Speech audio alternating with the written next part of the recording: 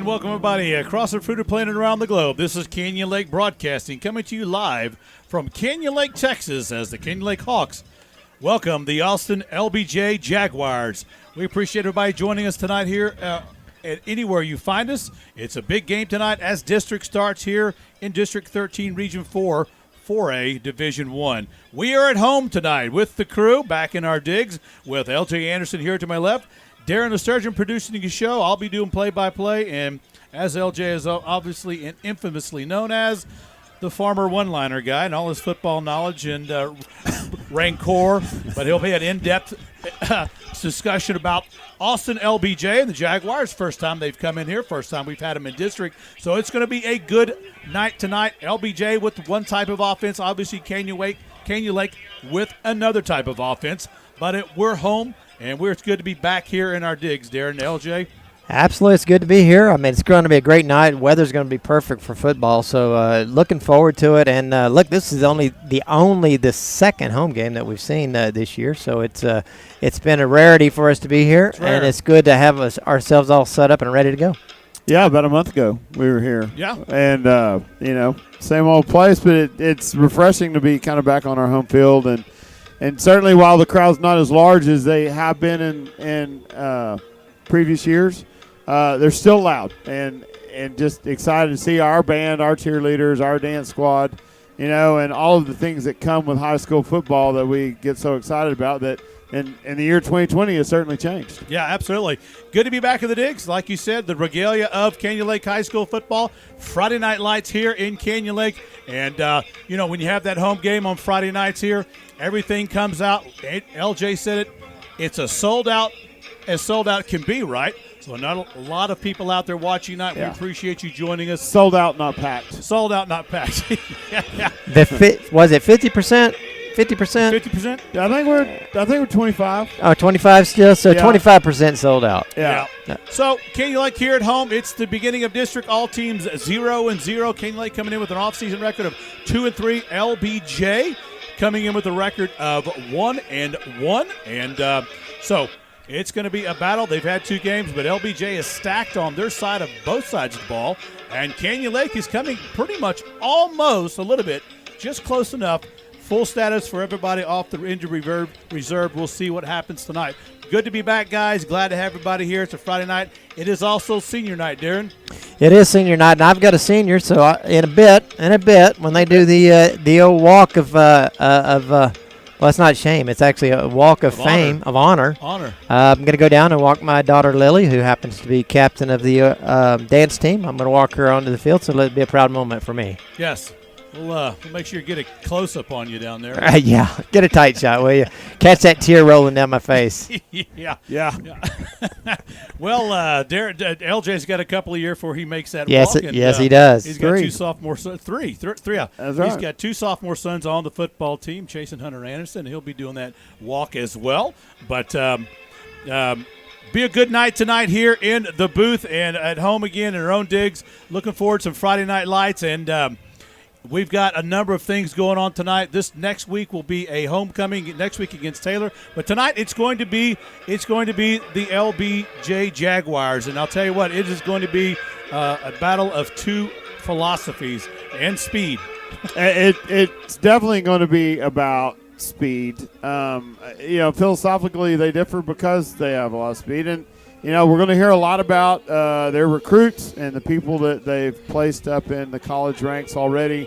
We're going to hear a lot about, the coaching staff and their philosophy too.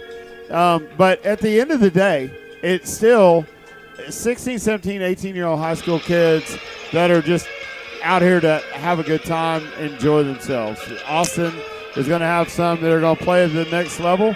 We may or may not. But we're all here for the same reason, and thank God, because we, once again, have survived a week. We're able to take the field. Amen to that. And it'll be a first-time matchup here, Darren and LJ, and so we appreciate everybody's viewing tonight and our sponsors and, everybody watching from Austin LBJ as well out there tonight. We welcome y'all to Canyon Lake Stadium and look forward to having this district matchup between our two teams tonight. Well, Darren and LJ, I know has always been given the duties to dissect and find in as much information as possible as the opposing team, and I know he's like a horse with a bit in his mouth ready to go because I know he has a lot on LBJ. Hey, I do. I don't know that Farmer's correct. I think I'm more of a miner. I go out and find the nuggets and then present them to you in a golden fashion. But so tell us about LBJ. Well, LBJ has got a very interesting last 12 months. They last year 8-3 in 5A Div 2. They were by-district finalists. They were 6-1 in district. 2018, they had the same results. This is the third year for Coach Jamal Finner, and I'll get to him in just a second. He's got a very interesting story. But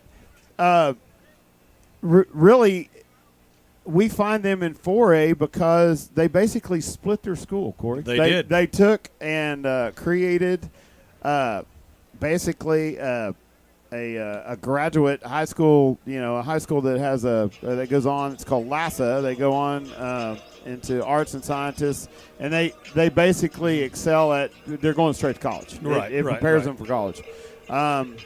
The Austin LBJ that we of the past is the one that we're most familiar with.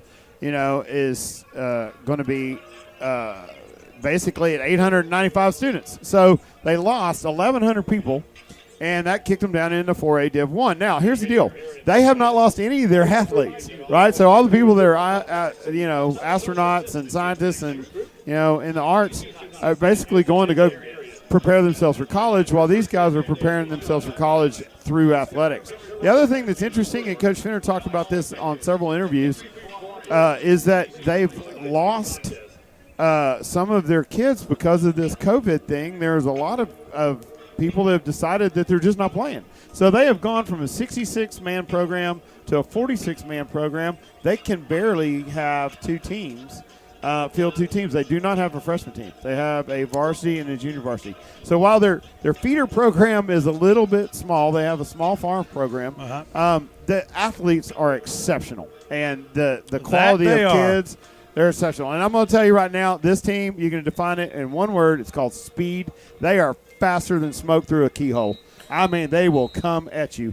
And that's not just a couple of players. That is 7 deep. They have 11 kids that can run a 4.7 or better. They have 5 that will be in their specialty positions, oddly enough almost numbered 1 through 5, that will run a 4.5 or better. 2 of them with 4.4. One we'll talk a lot about, and that's going to be Andrew Makuba, who is recruited and now accepted his appointment to go to Clemson. Clemson. Yeah, so he's one of the 2 safeties. I've heard of them before. Yeah. Coach Jamal Finner graduated from Austin Reagan. He was coached by his predecessor here at Austin LBJ, who unfortunately Andrew Jackson had passed away of esophageal cancer. So his mentor was also his boss and beloved at Austin LBJ. Finner took over in 2018. It has had a great level of success there. He is the all-time leading punt returner for UTEP. Played for the Miners. When he graduated from Austin Reagan, he went to the Miners, played 4 years as a cornerback, and no stranger to success on the field as well as coaching on the field. So, and his approach, I thought, is refreshing. He advocates this. He differentiates himself with a focus on team and everybody holding everybody accountable. So it's almost like, remember the Titans. I mean, he has a really, when you're listening to him talk, he sounds like Denzel Washington, and remember the Titans. He's just an exceptional person, an exceptional human, and by all means, one heck of a good football coach. Wow, that's a storied career, even if he didn't come into high school football to coach. Right. So that's kind of the 4-1-1 on LBJ and the team. This year they started out 1-1, and we're of course 2-3. Why do we have a difference? Well, because the Austin Independent School District basically blocked everybody from starting early. So while in the same district, they've had less of a warm up than we have. But in their warm-up in the last 2 games, they've gone 1-1. They played a really tough Cornerstone team that also beat Corpus Christi, Cal Allen, and then they were successful against Manor. It was interesting in the Manor game, they ran 60% of the time and were successful on the ground. In the Cornerstone game, they were successful by air. So they are a very balanced offense coming at you with about 287 yards in the air and about 296 on the ground. So a balanced team when they need to be, and or one or the other more to get the job done, run or pass. Yeah, I mean, when you've got the skill set that they have, they'll hit you in the mouth or kick you in the face. They don't care. I mean, they just come at you with whatever it takes. and in all times, it's going to be fast. That you will see a lot of them running down the field. Now, we're going to talk later in the program about how we can defend that. And are they beatable? Yes, Cornerstone did. And we certainly can, too. It's going to be about being physical. All right, good analysis by LJ, as always, about the Jaguars. They're visiting here for the first time, and we'll see what happens with the stats on the individual players. Stay tuned right here. We'll go to a break, and we'll be right back with LJ and the Jaguars players. We are Brookshire Brothers, selling groceries and growing communities since 1921. Giving back is how we celebrate. Your family, your town, your future.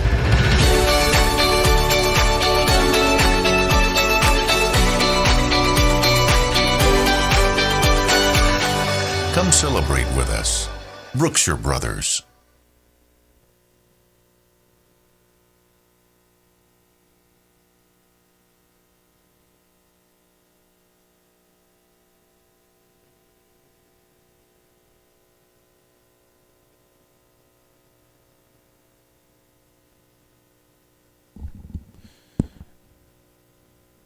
Welcome back to Canyon Lake High School. This is Canyon Lake Broadcasting coming to you for the First District game at home. Friday nights is alive here at Hawk Stadium. Welcome, everybody. We're glad to bring you the game between the LBJ Jaguars and the Canyon Lake Hawks in the First District game of the year.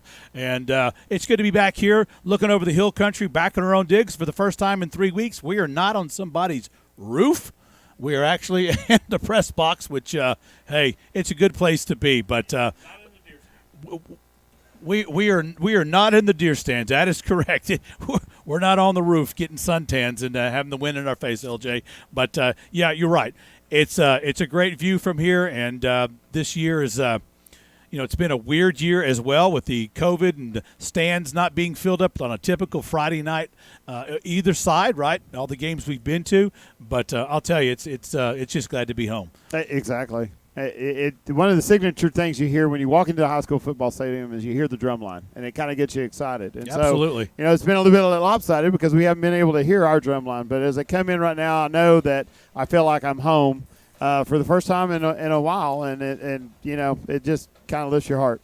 Yeah, absolutely. And speaking of that, here comes the Mighty Hawk Band, as did right on cue. If not, LJ had planned that himself. But I know LJ's got more plans than just listening to the Mighty Hawk Band as they roll up, and that is the breakdown of some of the players with Austin LBJ.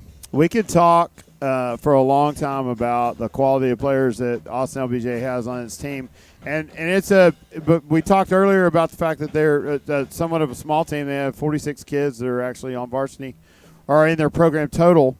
So you can imagine, we're looking down on the field. These kids will play both ways the entire game. You're going to see 7 kids that are literally going to go both ways, special teams and wash the dishes, all night long. But they have got the endurance and talent to do that. Let's start with their quarterback, number 10, Oscar Gordon. We've only seen him twice this year on film. He's a junior. Didn't get to see much film on him last year, but this guy is a left-handed dart thrower, and he has got some speed. 4.5 speed out of the backfield. He will pull the ball and run it, but what he really does well, and this is dangerous for a team like LBJ that's got this much speed, is he'll extend the play with his legs.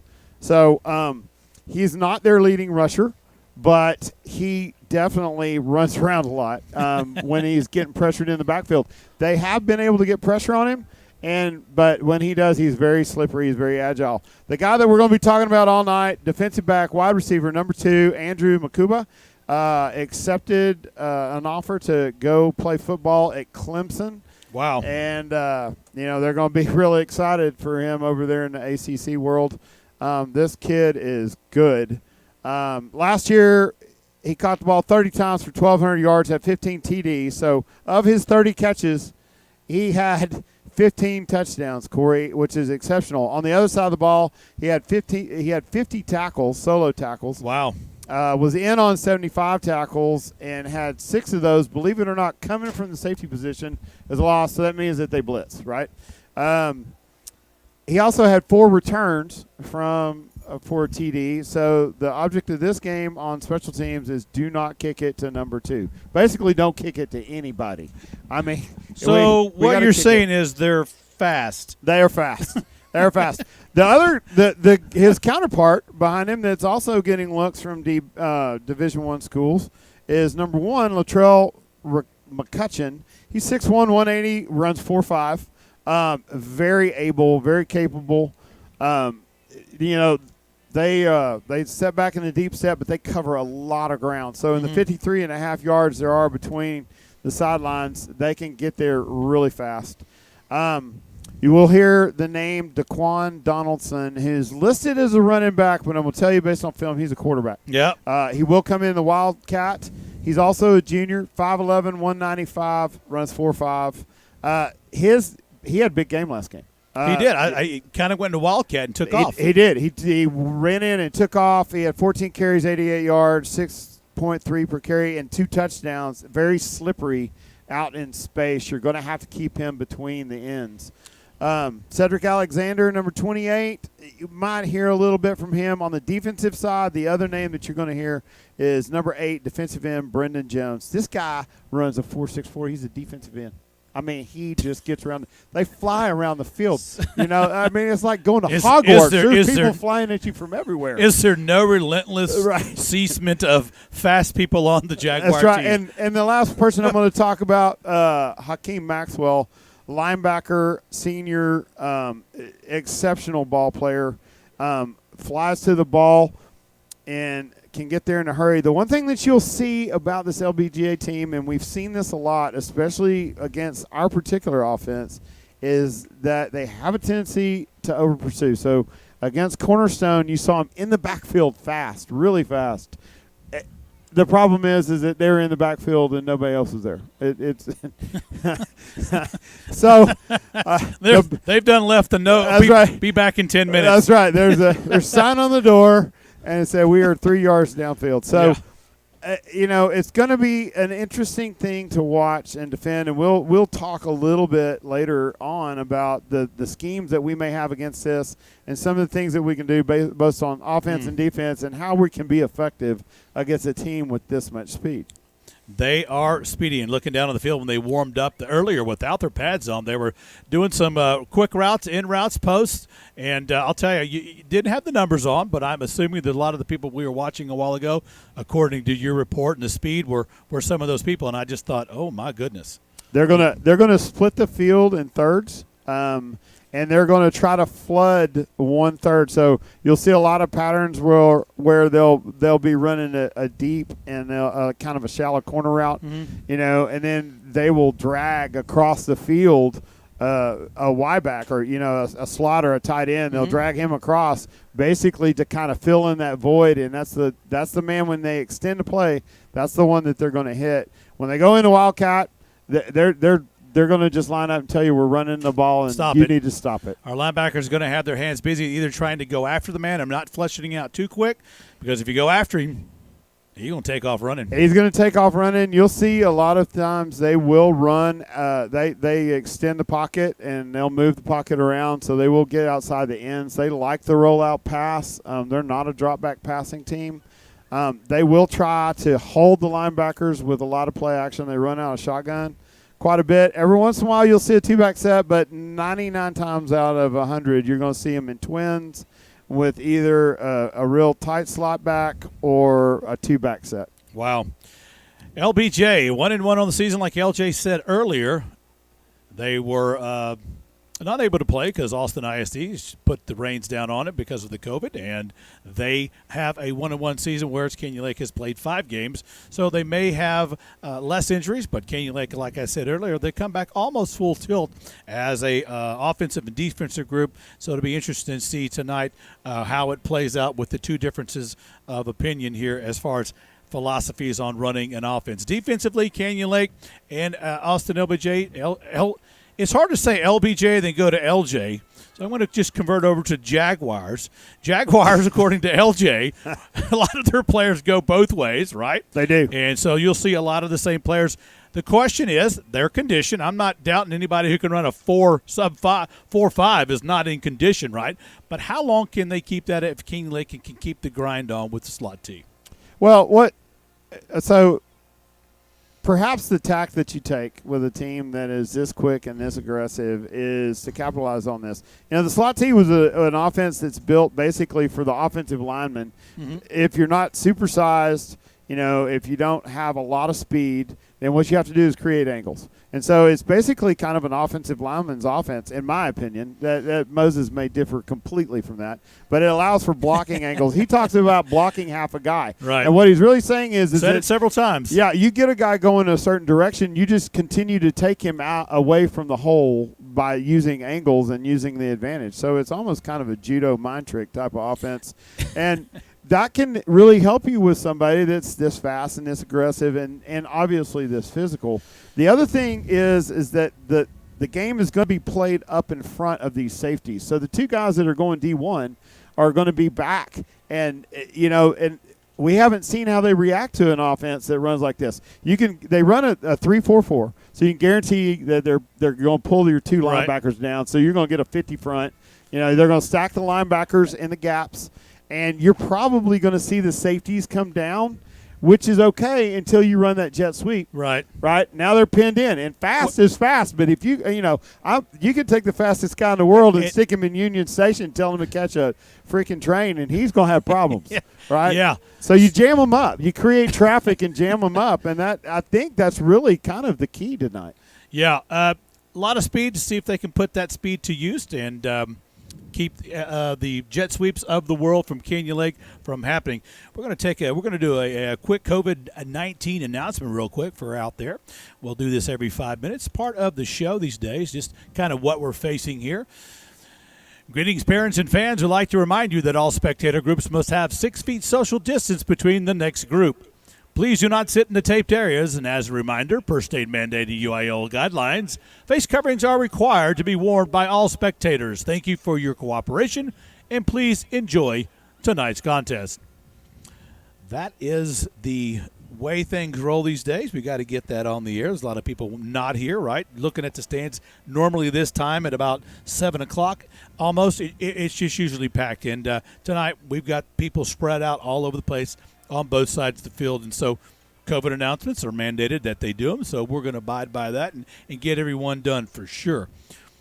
Well, Canyon Lake has dropped the last 2 games, LJ, and we've been in every game, right? Every game. Come close to the first game, winning by a half yard in 4 seconds. We lost to Jordanton down there, and I'll tell you, it's that game could be any game. We had some turnovers. We came to Blanco, and we lost 41-40 in overtime.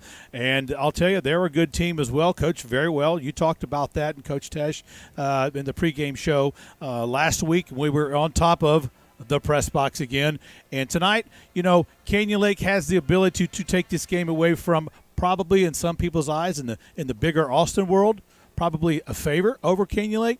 Canyon Lake could surprise some people tonight with what they have on the field. Well, Dave Campbell believes that the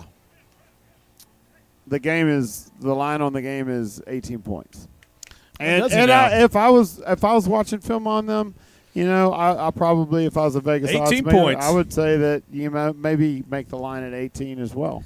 But you know, that's because of how they play the game and how we play the game. And here's another thing to take into consideration. That Austin market, you know, the LBJ Jaguars are easy to find information on. They're in that Austin market. They get a lot of press. They do a good job of promoting their kids. So, you're going to hear a lot about them. We could sneak up on them. If we sneak up on them tonight, though, it's going to be because, one, we played exceptional, and two, we didn't make – we literally were in the game the entire time. There you go. We kind of got a little soft against Blanco and started off soft, and we never really kind of got that momentum that we needed to stay in it until the last was some heroics, and now we made some great plays. Well, we're going to take a quick break and come back with the Canyon Lake side of the ball, and we'll be right back after these messages from our sponsors.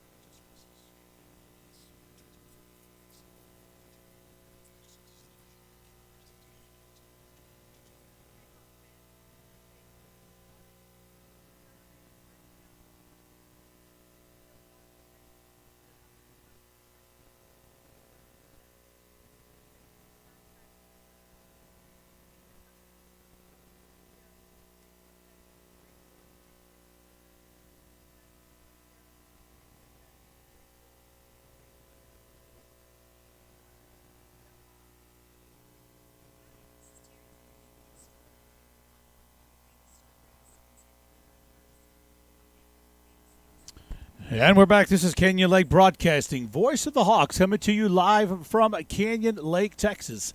And we're welcoming tonight everybody here in Canyon Lake as well as Austin LBJ, as we've got the game out of district on the menu. LBJ from Austin here, and the Hawks meeting up for the first time for district play. Welcome, everybody. This is Corey Martell along with LJ Anderson. He'll be doing our color commentation. Darren Sturgeon producing the show, and he'll be out right now with his daughter on the senior walk because it is senior night here at Canyon Lake High School, and they've got a lot of regalia going on in tradition as the seniors get escorted on the field by their parents. So LJ and I will hold down the fort as it were, and we'll talk a little bit about Canyon Lake football. Well, we just talked a lot about LBJ, Austin Jaguars. Canyon Lake, on the other hand, is a slot T offense. They've racked up 2,274 yards, and they have 474 yards passing due to Peyton McMullen. And, the opponent's passing game versus Canyon Lake is 785, so it's a difference of 390 yards difference on the first 5 games that Canyon Lake has. And Canyon Lake is rolling up on an average about 320 yards of offense. Before the Blanco game, their average was right around 500 yards, and they've had a big season running the game, LJ. They have. The difference being perhaps Blanco had one of the most experienced and most talented front lines on the defensive line that we've seen all season. And they were, not only were they extremely aggressive, but they were also very disciplined and hard to move. So against the slot team, if you can't establish the gap, you're dependent on the edges, and you got to be able to get around the edge. And so we saw a little bit of struggle against that, but make no mistake about it, Canyon Lake has done a great job on the ground.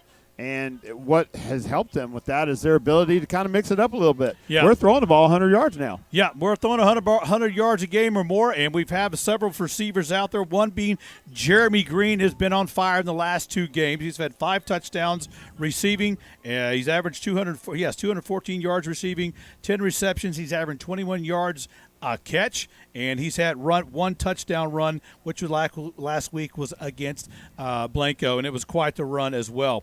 And so they've thrown the ball quite a lot compared to the previous years. I think that's due to the 3-year senior Peyton McMullen. He's doing his job. They've also found Tyler Pauly. He's got 133 yards receiving on 6 carries. He's averaging 22 yards a catch as well, and Ryan Rivali.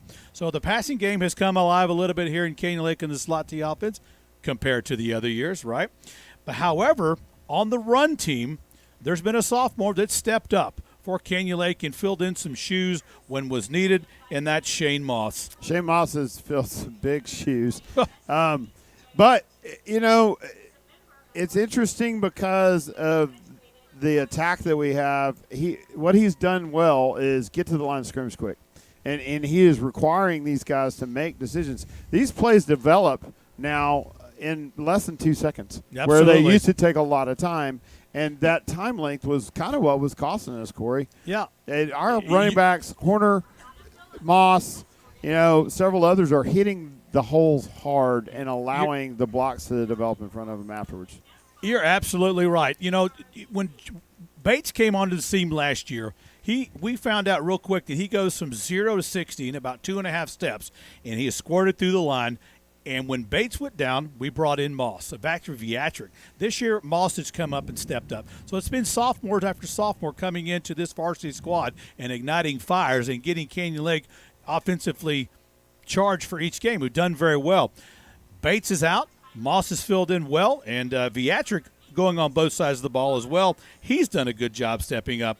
Probably won't see Jesse Horner, but Viatric, Vervalli, and Moss in the backfield tonight.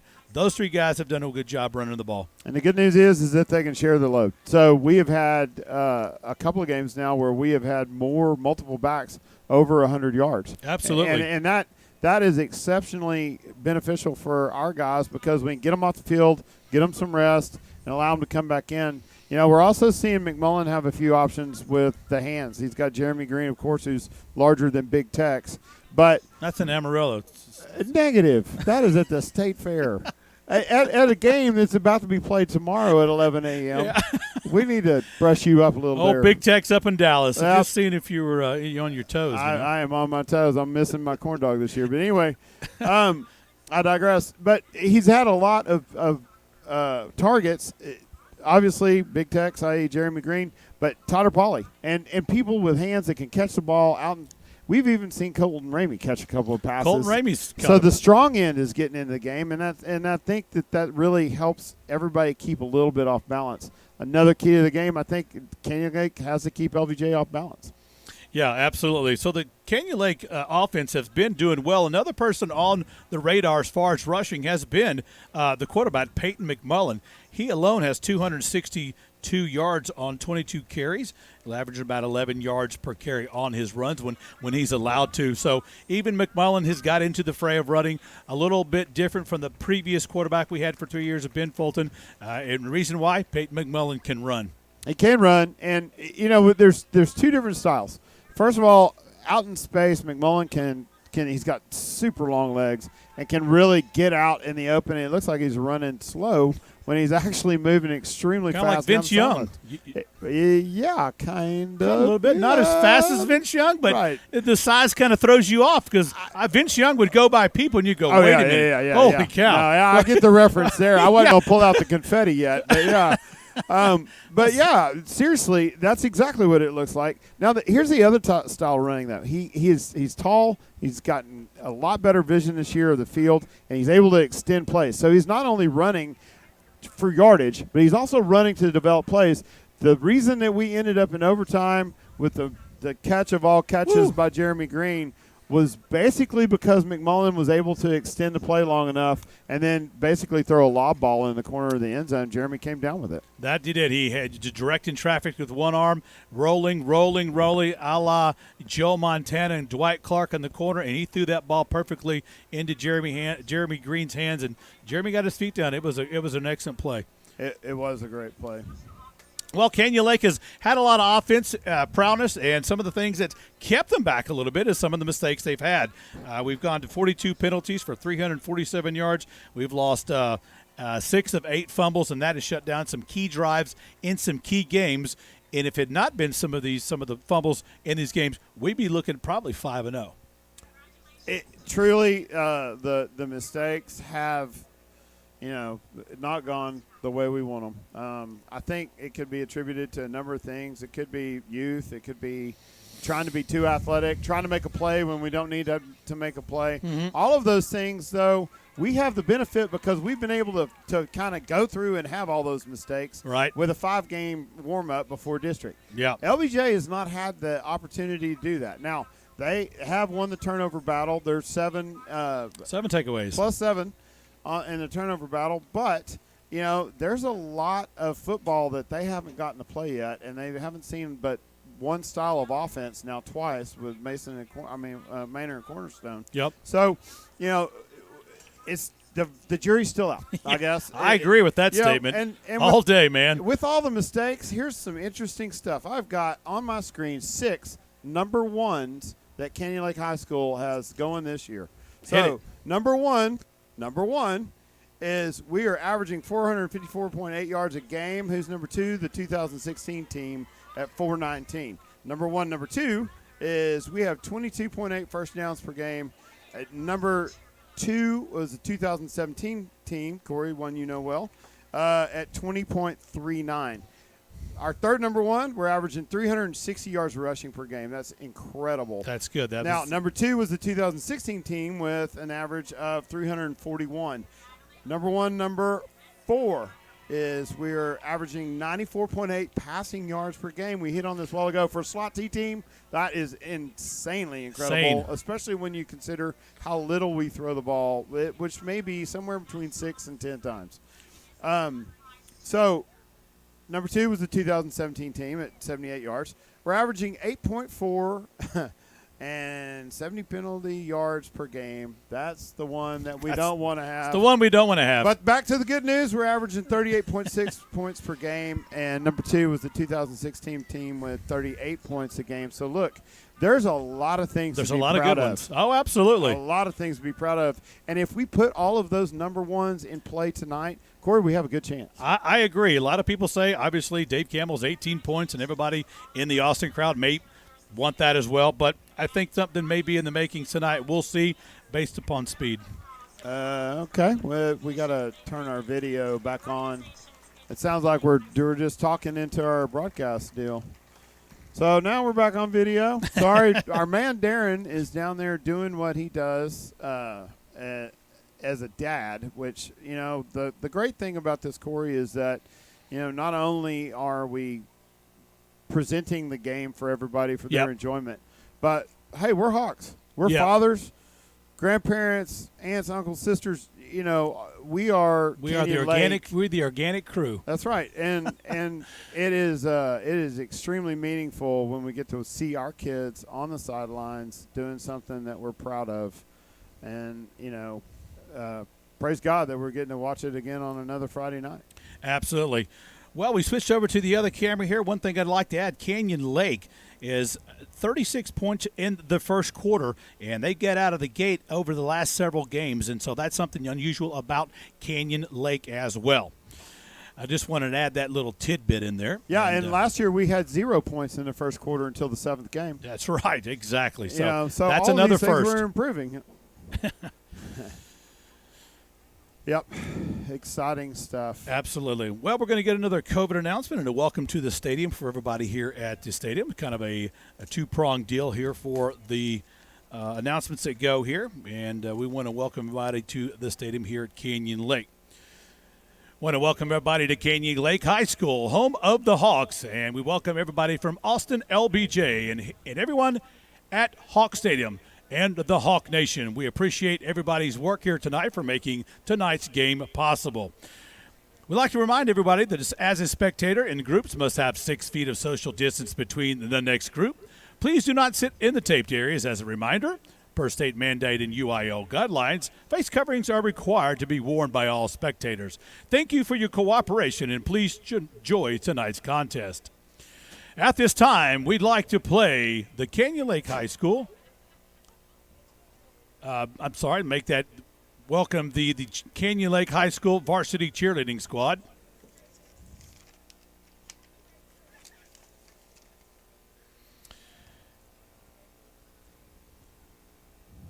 And we're going to do the welcome to the cheerleading squad here in just a second and get all their names out as well. Here is your 2020 Canyon Lake High School varsity cheerleading squad. And the seniors, Captain and All-American Landry Brown, Captain All-American Natalie McCoy, Social Officer and All-American Kat Royer, All-American Emma Coffey, and All-American Daniel Carty. Juniors, Social Officer and All-American Madison Hallmark, All-American Anna Claire Kaysen, Shelby Palmer, and Cassidy Hochschild. The sophomores for the Canyon Lake High School cheerleaders are Social Officer and All-American Logan Andrist, All-American Byron Simpson, All-American Kinsey Mullish, Kara Smith, Sophia Cortez, Aria Gross, Brooke Salazar, Taylor Gibbons, Kylie Gibbons, Keela Jordan, and Brianna Richardson. The freshmen on the Canyon Lake High School cheerleading squad are Sophia George, Sable Williams, Madison Vigil Gafford, Emma Slater, and Trish Glogger. The mascots are Hank and Harley, and the head coach is Deanne McCoy. Well, I'll tell you, Darren, it's good to have you back here and have everything go down there. We were watching your gala with your senior. We're kind of go over just a little bit of senior life. Yeah, that was good. I did. I don't think we had anything going out. I was texting my daughter in New Orleans. She said we had no feed, but we had sound. So they at least got to hear you guys talking. So that's good. That's good. It's doing the best we can. Darren's back in the booth, and we got the situation under control now. Yeah, but no, it was good down there. It's it's good, good bittersweet. Watch your child hit that senior year, and knowing they're only going to be around a few more months. I can appreciate that because of the first one leaving a couple of years ago. Right, you've gotten to do this, but now you'll be an empty nester. Well, that's true. That's true. No telling what we'll do now to occupy our time. Probably more broadcasting. Probably more broadcasting. That's exactly right. Well, we can get involved in other sports. Absolutely. Which should be a hoot. It'd be more airtime, especially during baseball. Can you imagine us all the talking we get to do in between pitches? I'm so excited. Yeah, no, I tell you what, we will truly entertain ourselves between pitches. No telling what kind of nonsensical facts we'll bring up, but yeah. So what are we expecting, LJ? I know you've probably covered the whole gamut on this whole thing. Well, here's what I expect. I expect, number one, that LBJ is going to establish establish their passing game very early. And they're going to do it by trying to pick on our safeties. Now, what we should see, I believe, is an adjustment by Hooper, essentially, based on film, to where we're really going to try to double up on their two studs. So McCutcheon and Andrew Makuba are going to be picked on, or they're going to be picking on our safeties, but we should be doubling them up. I think what you're going to see is a lot more press, Darren, and they're going to try to get hands-on early. Yep. I likened it a while ago to trying to, you can take a guy that's fast and then take a guy that's fast and stick him in Union Station. That doesn't mean he's going to make the train any quicker, because if you keep a crowd around him, it can slow him down. So I think the key is to slow him down at the line of scrimmage. And really, I think that's what you're going to see. We're going to see all-star package. Yeah. We're going to see two rovers. The thing that we can't do is lose track of this quarterback and let him get outside the end. So I think the ends, Big Colton Ramey has a chance to have a game. Yeah. If we can contain them and keep them within the gaps, feed them to the linebackers, and I think we have a really good chance.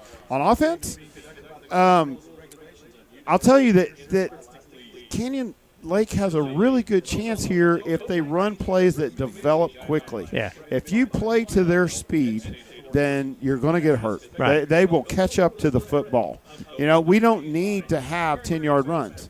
But what we need is 10 4-yard runs in succession, and that's really what it sets up our offense. So we'd be a little surprised if we got wide on them, right? I mean, it's really, as you said, the quick hitter, hit the hole, get the initial block, get your 4 or 5 yards, and that's probably what to expect out of this game. And if you can do that, you have a chance to control the clock a little bit. That's exactly right. Now, you've got to mix in, and we've done a great job of this. We talked about it, having 94 yards passing. We've got to play enough pass and to keep the safeties honest. And what I mean by that is you need to keep the safeties deeper. Yeah. These guys fly to the football anyway, but they don't fly so fast that we can't get 4 yards. Yeah.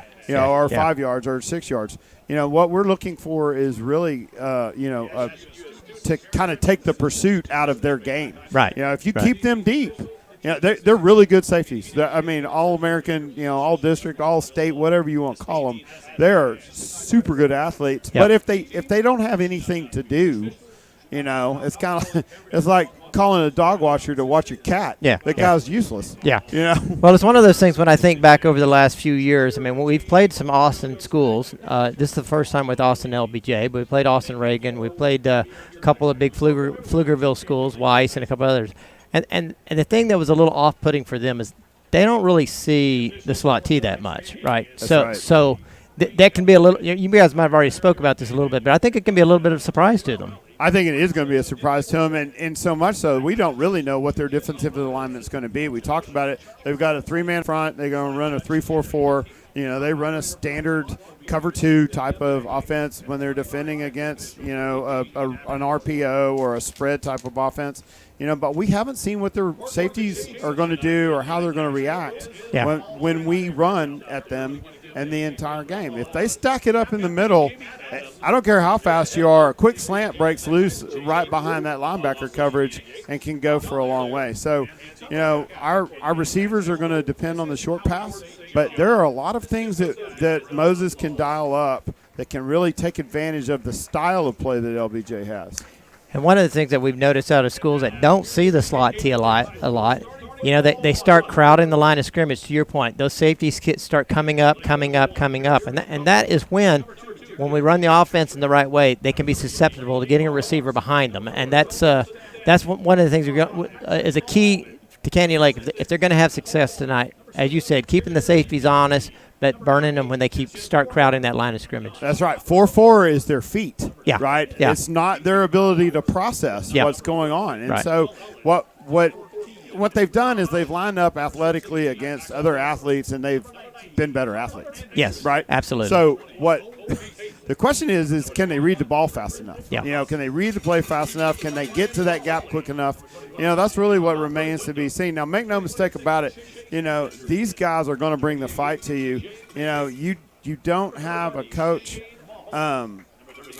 You don't have a coach like Finner, who has competed at a high level, who has coached at a high level, who is regarded as high as he's regarded, because he's not able to make adjustments also. Exactly. Right. Exactly. So, it's going to be probably more of a chess game than it is checkers, and we really need it to be in order for us to be successful. Well, absolutely. I think back to the coaches show we had last week. We talked to a couple of the offensive linemen, and one of the things that I think a lot of people don't understand sometimes about the slot T, it is a running style offense, but there is a tremendous amount of fakes within that and misdirection. There's a lot of subterfuge within that offense, and if you're not able to find where the ball's at, that's really where the slot T begins to really hurt people, because it's those fakes, that extra fake, that tucking the ball on the hip on the quarterback, doing those things that really is the thing that I think puts people on their heels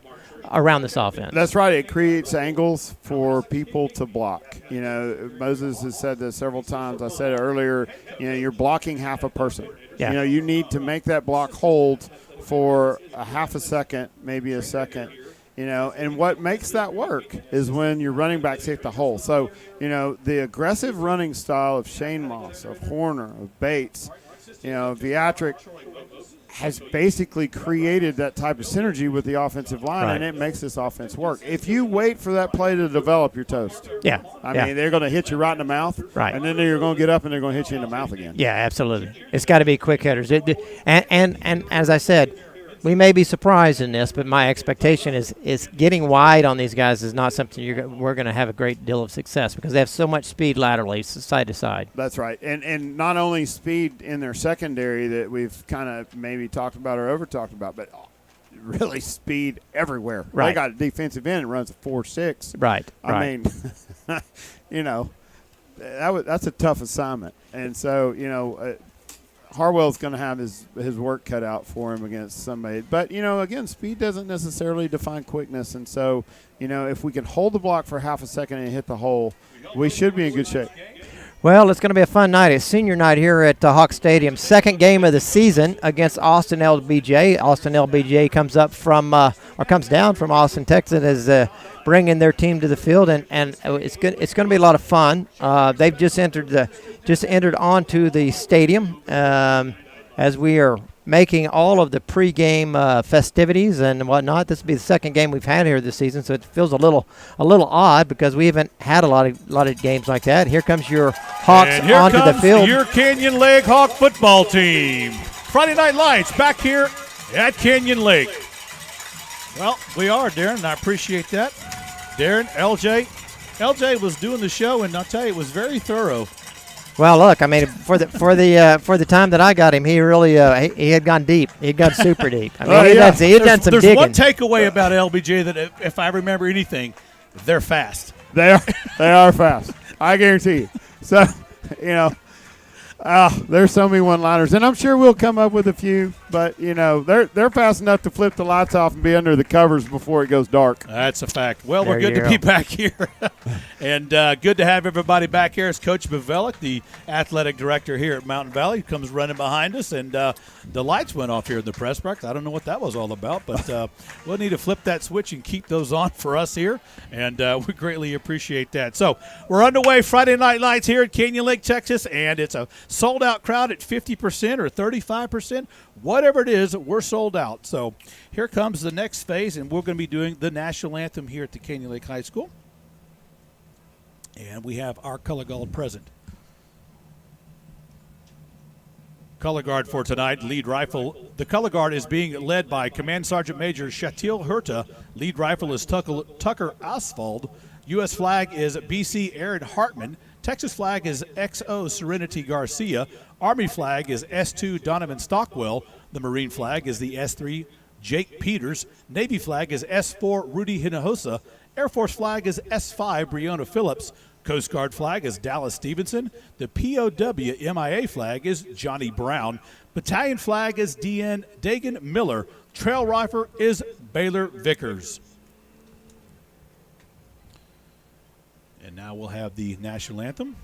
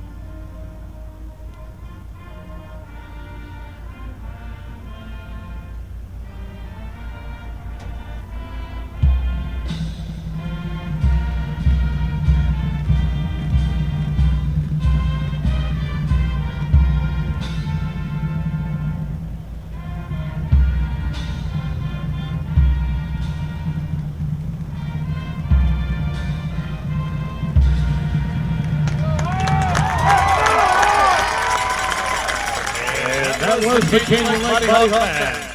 Please remain standing for the colors as they leave the field.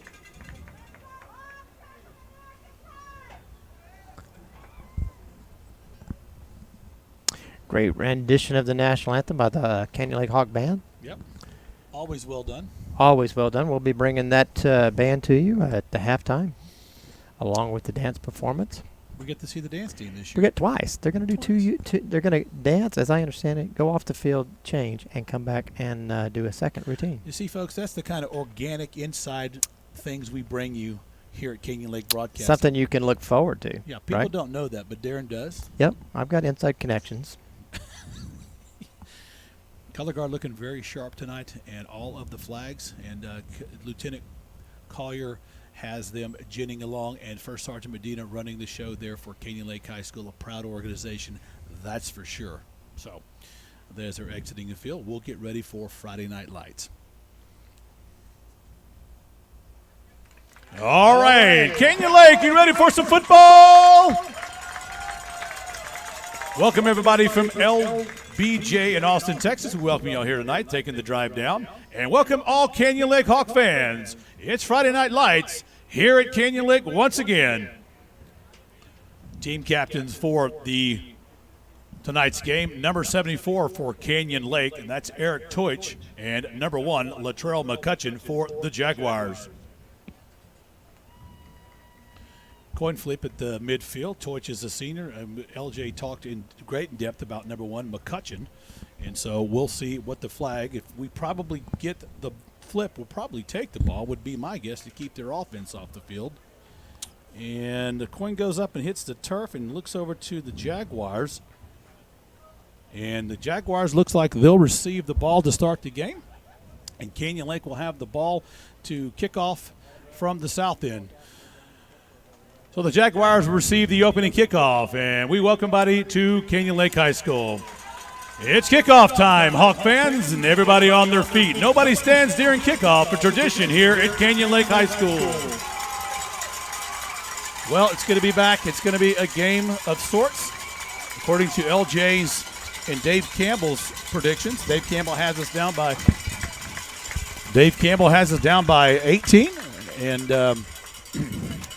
as loud as I can speak, we'll get things going here. Well, when you're talking about 16, 17, and 18-year-olds, I'm really wondering if anybody could ever accurately predict that. You don't know what's going to happen. Yeah, absolutely. I'll tell you what is going to happen. The Canyon Lake Hawks have showed up and stayed in every ball game that they've been in, so you can bet that they're going to come out with their hair on fire trying to get to these LBJ Jaguars, Darren. Absolutely, they are, and I tell you what, it's going to be quite a contest. Looking to root forward to it tonight. Kicking the ball off at the 40-yard line is number 4 for Canyon Lake. All right, so Dalton Stanley. Back deep is going to be number 1, Latrell McCutcheon. Do not kick it to that guy. I'm just saying, kick it. And here we go. Yep, they're going to squib this one over. It's going to be an onside kick, and up the ball goes, and the ball is Oh my. Onside kick by Canyon Lake, recovered by number 14 for the Jaguars. Well, that was a great concept. That ball bounced exactly right. Hit the first defender that was trying to get the ball. Ball goes up, and it's a live ball, quite frankly, there at the 50-yard line. A third LBJ guy was able to come in as 2 Canyon Lake guys missed the ball. That was an unfortunate event, but well thought out. And again, that just shows the coaching staff is pulling out all the stops. They are. Braden Maxson gets up there really tall for the ball. It just didn't come down with it. 1st and 10, the Jaguars at the midfield mark.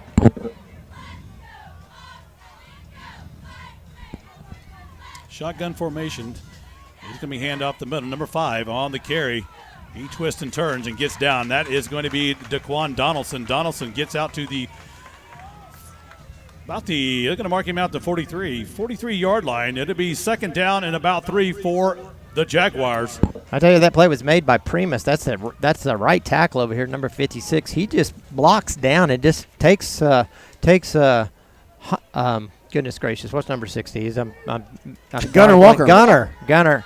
He's not been on the list over the last couple of games, so Gunnar Walker just takes him inside and leaves a big hole for the running back. It'll be 2nd down as the Oscar Gordon takes the ball. Again, Donaldson, it's a quarterback keeper, and Oscar Gordon takes this. Gordon on the quarterback RPO, and he'll get almost to the 40-yard line. Be short of the 1st down. It'll bring up 3rd down and 1. Canyon Lake does a nice job of stuffing the hole, just giving him a couple of yards on that. So good, nice defense in the middle of that defensive line. Absolutely. Well, there's the speed and the get up and go of the line of scrimmage is really the key, Corey. If we can keep them, make contact at the line of scrimmage, we'll make a chance. Brings up 3rd down and 1. And Oscar Donaldson, Gordon, the quarterback, shotgun, and flag on the play, and that'll be motion on the Jaguars. And Canyon Lake got them to move, boys.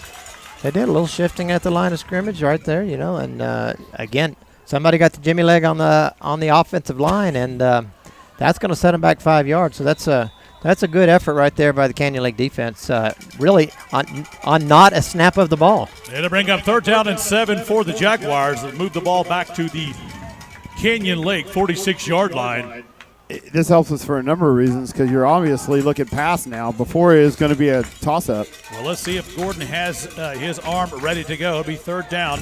Shotgun. Gordon takes the ball, looks to the right side. He throws the ball, rifle dart, and pass incomplete. No good. And that'll bring up 4th down for the Jaguars. Well, looking over the sidelines, I wouldn't be surprised if this coach says, let's go for it to keep the upper hand here. He's going to – Well, so this is something I saw on film. They will disguise their punt. And so they'll line up in a wildcat type of formation. This guy will be 5 yards behind the line, and then all of a sudden he's going to drop back and punt. So watch for Hunter Anderson to see if he's keying off these guys. If he drops back in deep punt, you can expect that's what's happening. Canyon Lake didn't have anybody back there. It's going to be Donaldson. And he's going to pooch one down there. And that's what he did. High kick, nobody down for Canyon Lake to get the ball. They'll let it roll, obviously. It'll be taken by McCutcheon, had his hands on it. But Canyon Lake will have it down at the 4-yard line. So Canyon Lake held out the Jaguars on the opening drive, and they lost the advantage of the opening kickoff. But, yeah, you're right. Number 5, that's Dequan Donaldson, came in and ran that Wildcat last week as well. Canyon Lake did not get a good spot there. They actually had a player that touched the ball about the 10-yard line that stopped its momentum. Didn't they?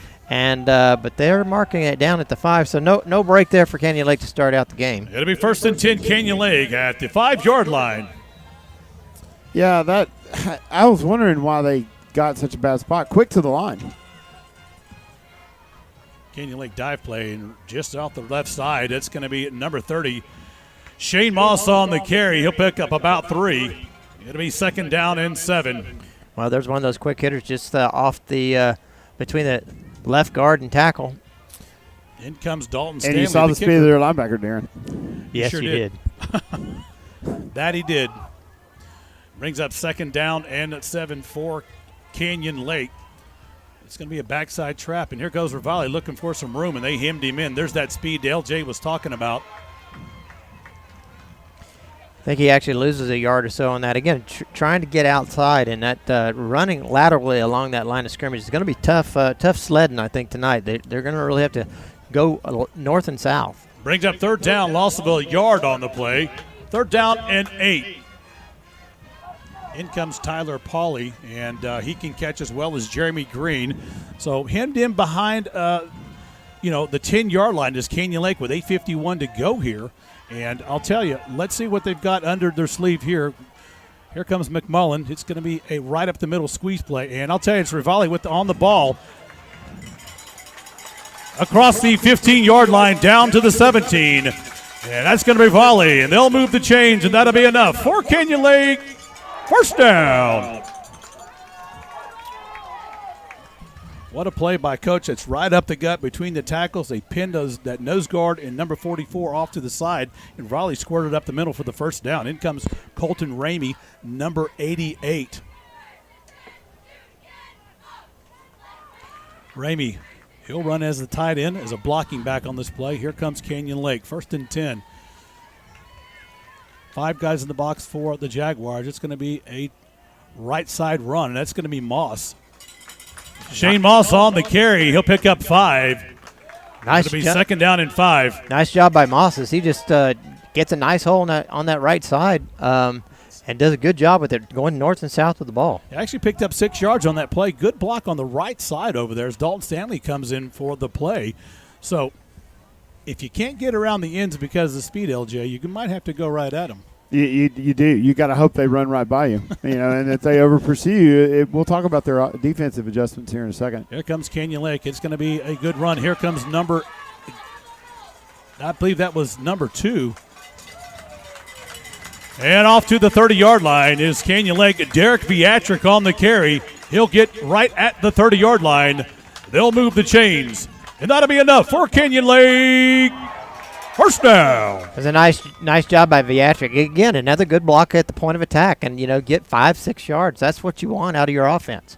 This can be a game about ball control. Absolutely, it's going to have to be because their offense is so explosive. In comes Blaine Cards. He'll flex out on the left side. Here comes Peyton McManlin and the crew.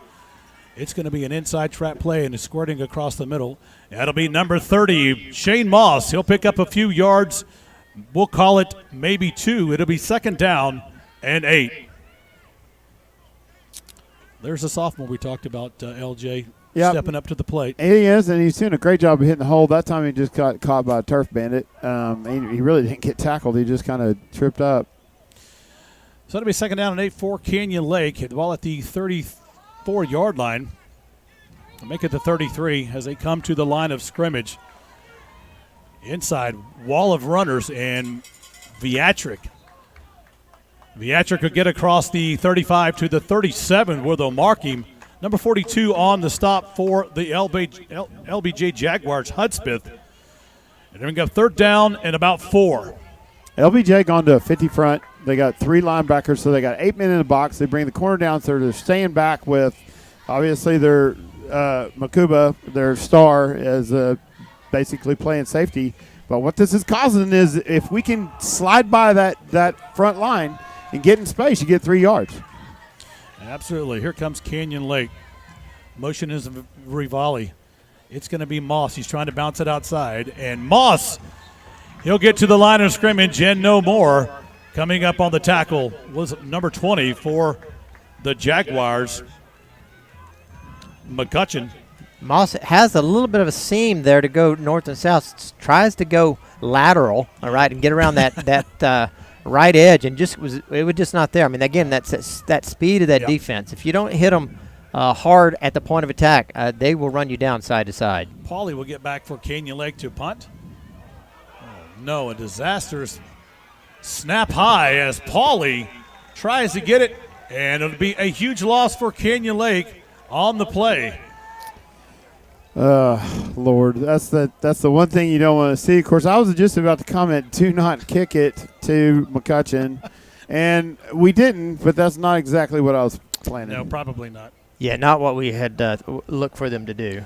Well, the LBJ will have 1st and 10 at the Canyon Lake 20-yard line. 5:02 to play here in the first quarter.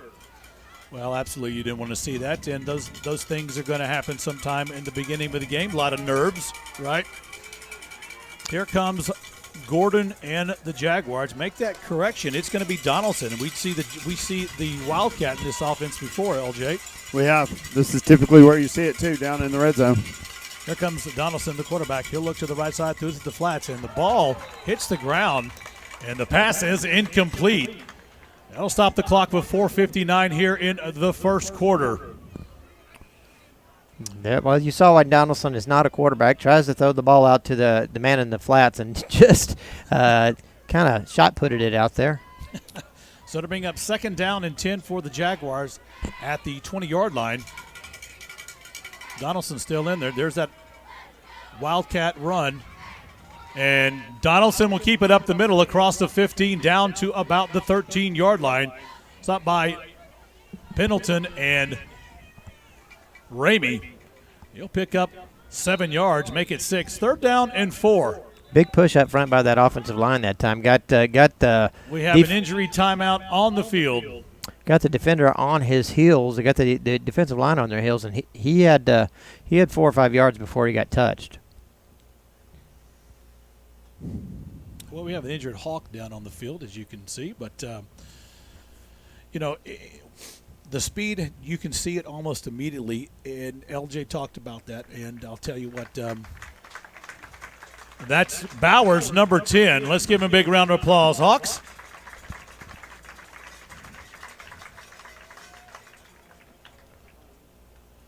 So Hayden Baker will come in for Bowers. It'll be third down and a long 3 for the Jaguars.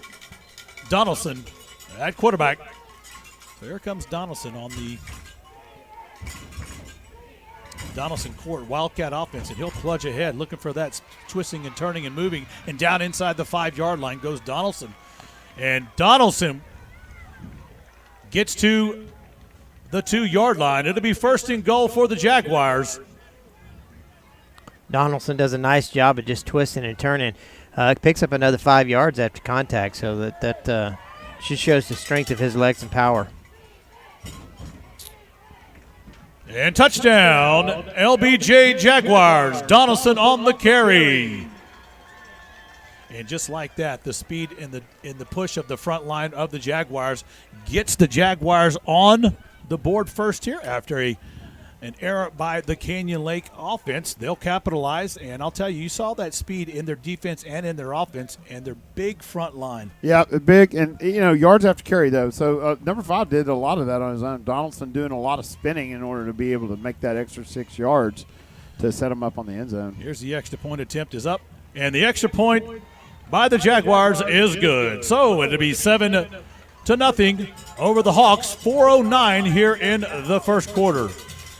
Well, you saw a lot of that Wildcat in the game against Maynard, and even in their first game that they played. But it is seeing is believing. When you see it on film is one thing, but when you see it out here on the in live, and I'll tell you what, man, it'll make you think twice on how fast they really are.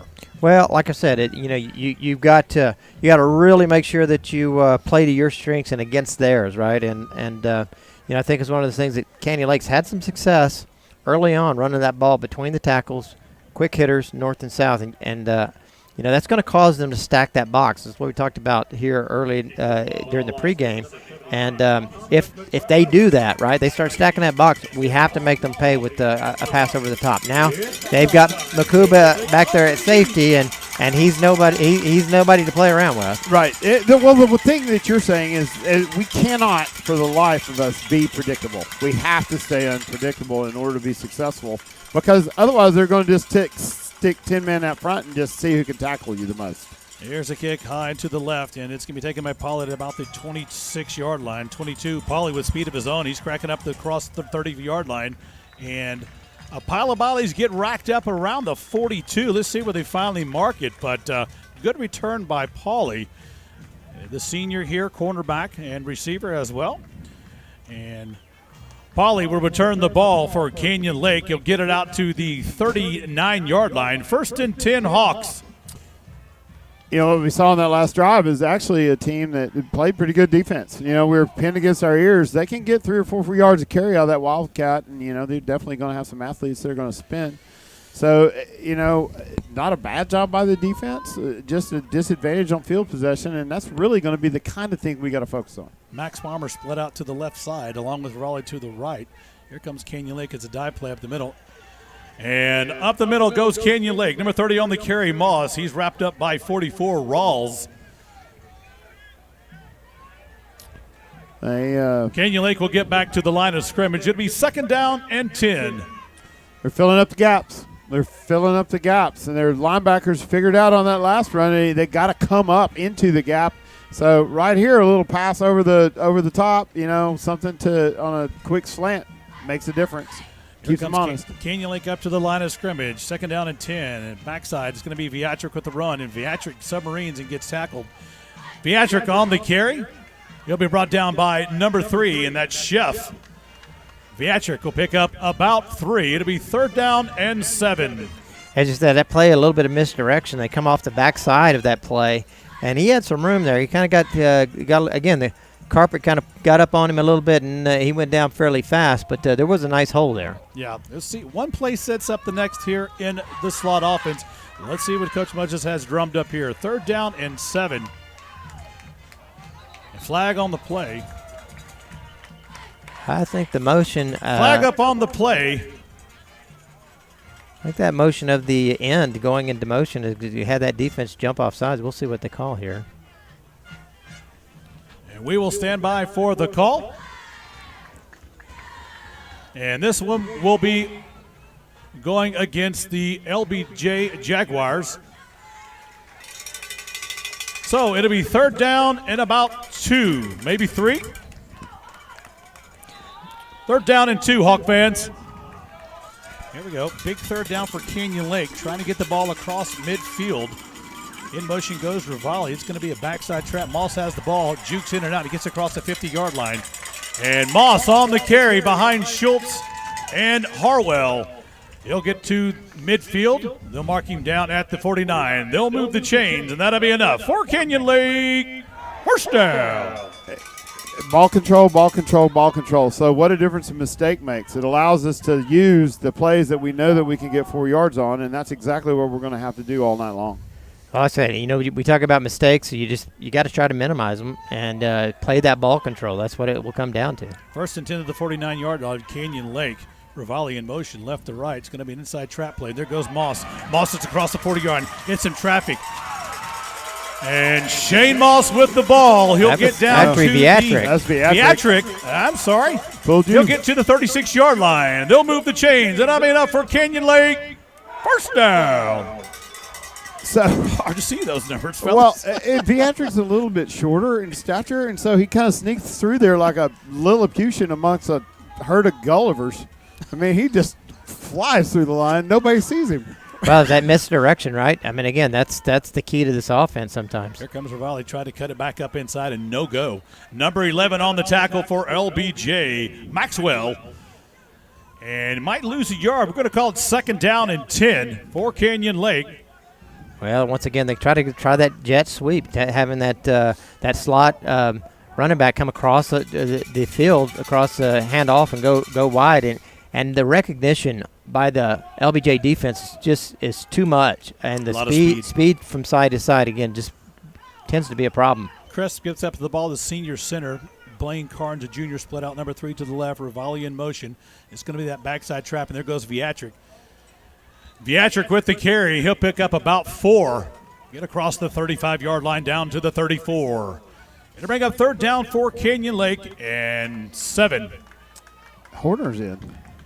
Yeah, I think we'll see Jesse Horner in the game for the first time tonight. Yeah, Jesse Horner. He had been out with an injury for at least 3 games, I think it was. Started this season on fire. It really was putting up some impressive numbers. Leading rusher of the team. Well, here comes Canyon Lake. Let's see what Coach has up his sleeves. 3rd down and 7. Canyon Lake is going to be back. It's going to be Horner for the first time. Horner sees the ball.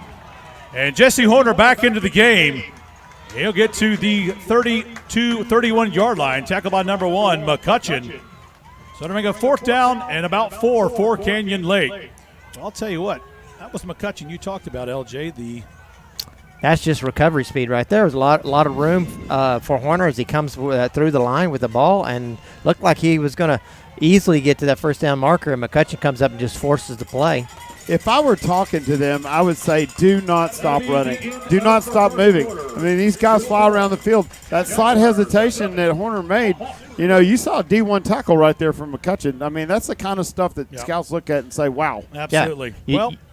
No, you're absolutely right. Go ahead, Darren. I'm sorry. No, I was just going to concur. I mean, right. You can't make that hesitation step. You have just got to keep the pedal down and get the 6, 7, 8 yards you can get, right? You're not going to cut back on them.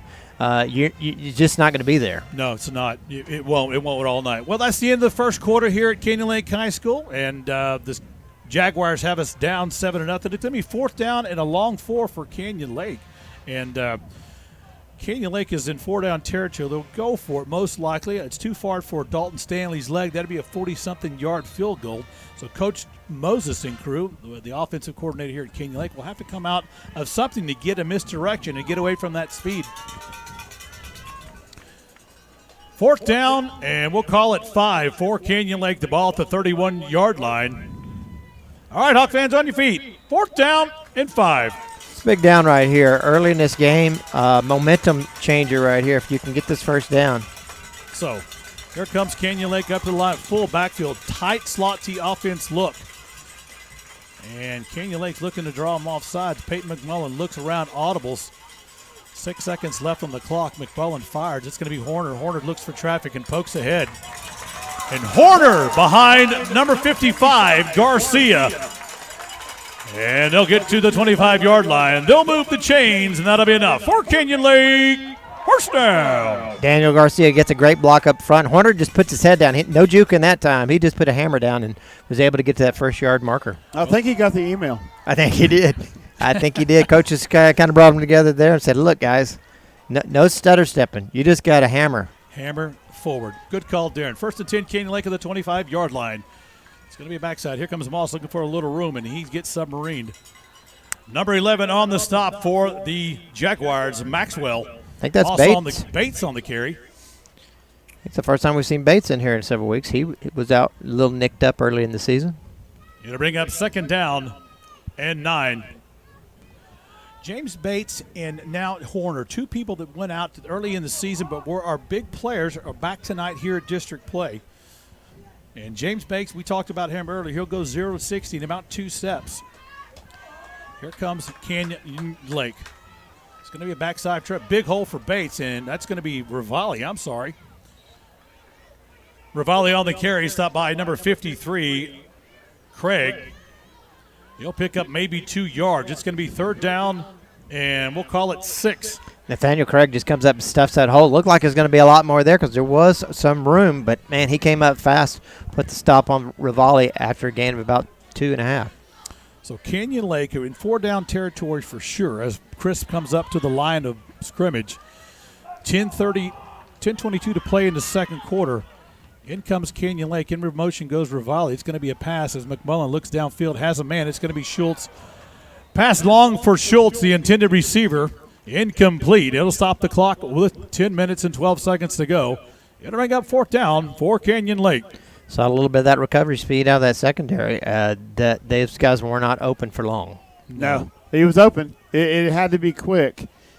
He just didn't. He moved up into the pocket. He had a little bit of pressure. He tried to move up in the pocket, and it slowed down the throw. The play has to develop in 2.5 seconds. Yeah. So it's just not going to work. We saw some of this when we played Waco La Vega during the day. We played La Vega a lot. You just couldn't wait around to wait. You had to shoot that quick. It's really a 2-step drop, and and get the ball out of your hand. Jeremy Green in the game, flex out left side. Rivali in motion. Backside trap is going to be Horner. Horner takes the ball. He squeezes through. And again, Jesse Horner with the ball. Getting across the 15 down to the 13. That'll be enough for Canyon Lake. First down. Horner continues to run like a man possessed. He did this early in the season before he got injured. And I tell you what, he's running with a lot of aggression, and that bodes well for Canyon Lake when he's doing that. Absolutely. Here comes Schultz inside with number 3, Carnes. Chris up the ball. Carnes and Rivali flexed out. Twins to the left. Ramey in the back. And there's a flag on the play. And that'll be motion on the offense. That'll go against Canyon Lake. That'll cost them 5 yards. Repeat, first down. Well, that's what you don't want to see is the Jimmy leg on the offense. No, you don't. Not when you get down in the red zone. You got to make every down count, and you just made it now a 1st and 15. It'll be first down and 15 at Canyon Lake at the 17-yard line. In comes Tyler Pauly, the senior cornerback and receiver. So now we've got another 5 yards to get down the field to get the first down inside about the 2. Here comes Rivali in motion. It's going to be backside. Here goes Horner. Horner still on his feet. Make that Viatric with the carry across to the 7-yard line. Big game by Canyon Lake right up the middle. It'll bring up second down and about 4. Wow, Viatric, what speed? Well, that was a great misdirection right there. I mean, there was 2 fakes before it got into his hand, and the defense never picked him up as he went through the line of scrimmage. That's just a great effort right there. That's good on his part. Tenzio in there with Toich, I'm sorry. Toich. What a great block on the inside. It's second down and 5. Here comes Viatric. Viatric carrying the ball. Viatric still on his feet, and he's going to – Viatric inside the 5-yard line. He'll be down. So it'll be third down and about 2 for Canyon Lake. They'll need about the 2-yard line to get a first. So definitely 2-down territory. That goes without saying at 8:16 here to go. Good hard run by Viatric. And it's going to be another type of misdirection where they're going to try to find a gap. They're going to get these guys over pursuing and try to squeeze right beside them in order to get 2 yards. 3rd down and 2, Hawk fans. Up to the line of scrimmage, flex out, way on the numbers is Carnes. Inside play, and it's going to be number 28. That's going to be Bates on the carry for Canyon Lake. It's going to be close. It's going to be close. Right foot, left foot sort of thing on the spot.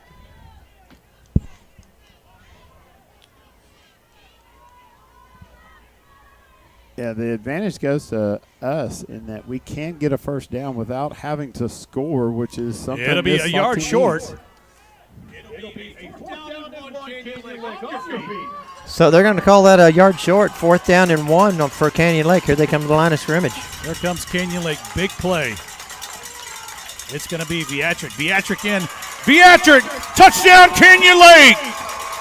Beatrick does a nice job punching the ball in, just falls in behind his big left side of that line. And I tell you what, he was able to punch it in, and there was no doubt about that one right there. So Canyon Lake does a nice job of getting up onto the board and making this a game.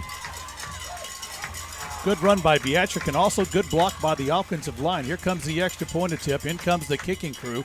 Coach Green is the special teams coordinator. You never know what he's going to pull out of his hat. Well, especially with the swinging gate on the field. You just don't know. Here comes the extra point attempt by Dalton Stanley. Holder is McMullen. Here's the snap. The kick is up, and the kick is good. So with 7:14 to play here in the second quarter, Canyon Lake 7 and LBJ 7. Well, I'll tell you, that was a big score in many ways. They took a lot of time off the clock, and they showed everyone that they can score on this defense. And that's what they needed to prove. But here's the thing that's kind of the intangible that you're seeing right now. We're getting to watch it on the sidelines perhaps a little better than some. The energy level of Canyon Lake has just gone off the chart. This is the very thing that they needed in order to prove that and remain confident and stay in this game. It's all about believing, right? That's right. You have a little success and you start believing, and that confidence kind of builds in, right? And so, yeah, they might have come in. A few of those guys, if they're being honest, maybe thought, hey, can we hold with these guys? And they're just showing that they absolutely can. So we're going to see the kickoff lined up. Dalton Stanley will kick the ball off. Do not kick it to number 1. Do not kick it to number 1, they say. Do not kick it fast, to number 2 either. Or really anybody. Pretty much just kick it out of bounds. Here comes Dalton Stanley. Let's see what he's got directions to do. And he chunks one all the way back to the 5-yard line. Back to the 4 is McCutcheon looking for a little avenue. Canyon Lake rolls the dice. There goes the speed. We're talking about the left side. He's across the 30, the 35. He's looking at the 40 on the right side. And flag on the play as McCutcheon goes down the sidelines to the 20. Another flag on the play. And touchdown for the Jaguars. 2 flags on the play.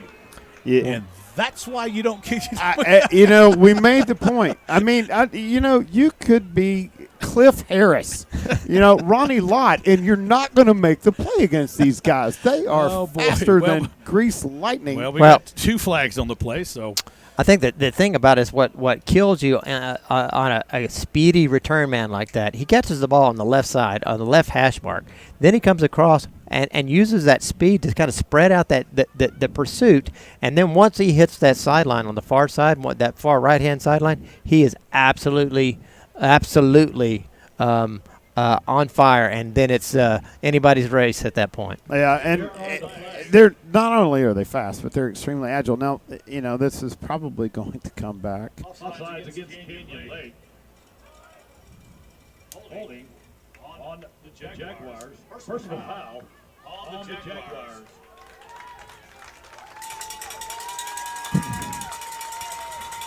That's a multitude of penalties. I'm not really sure where this all shakes out just So yet. if we're offsides, I would think that the personal foul, right, would move the ball forward for them, but we'd have to kick again, if I understand it right, and I may not.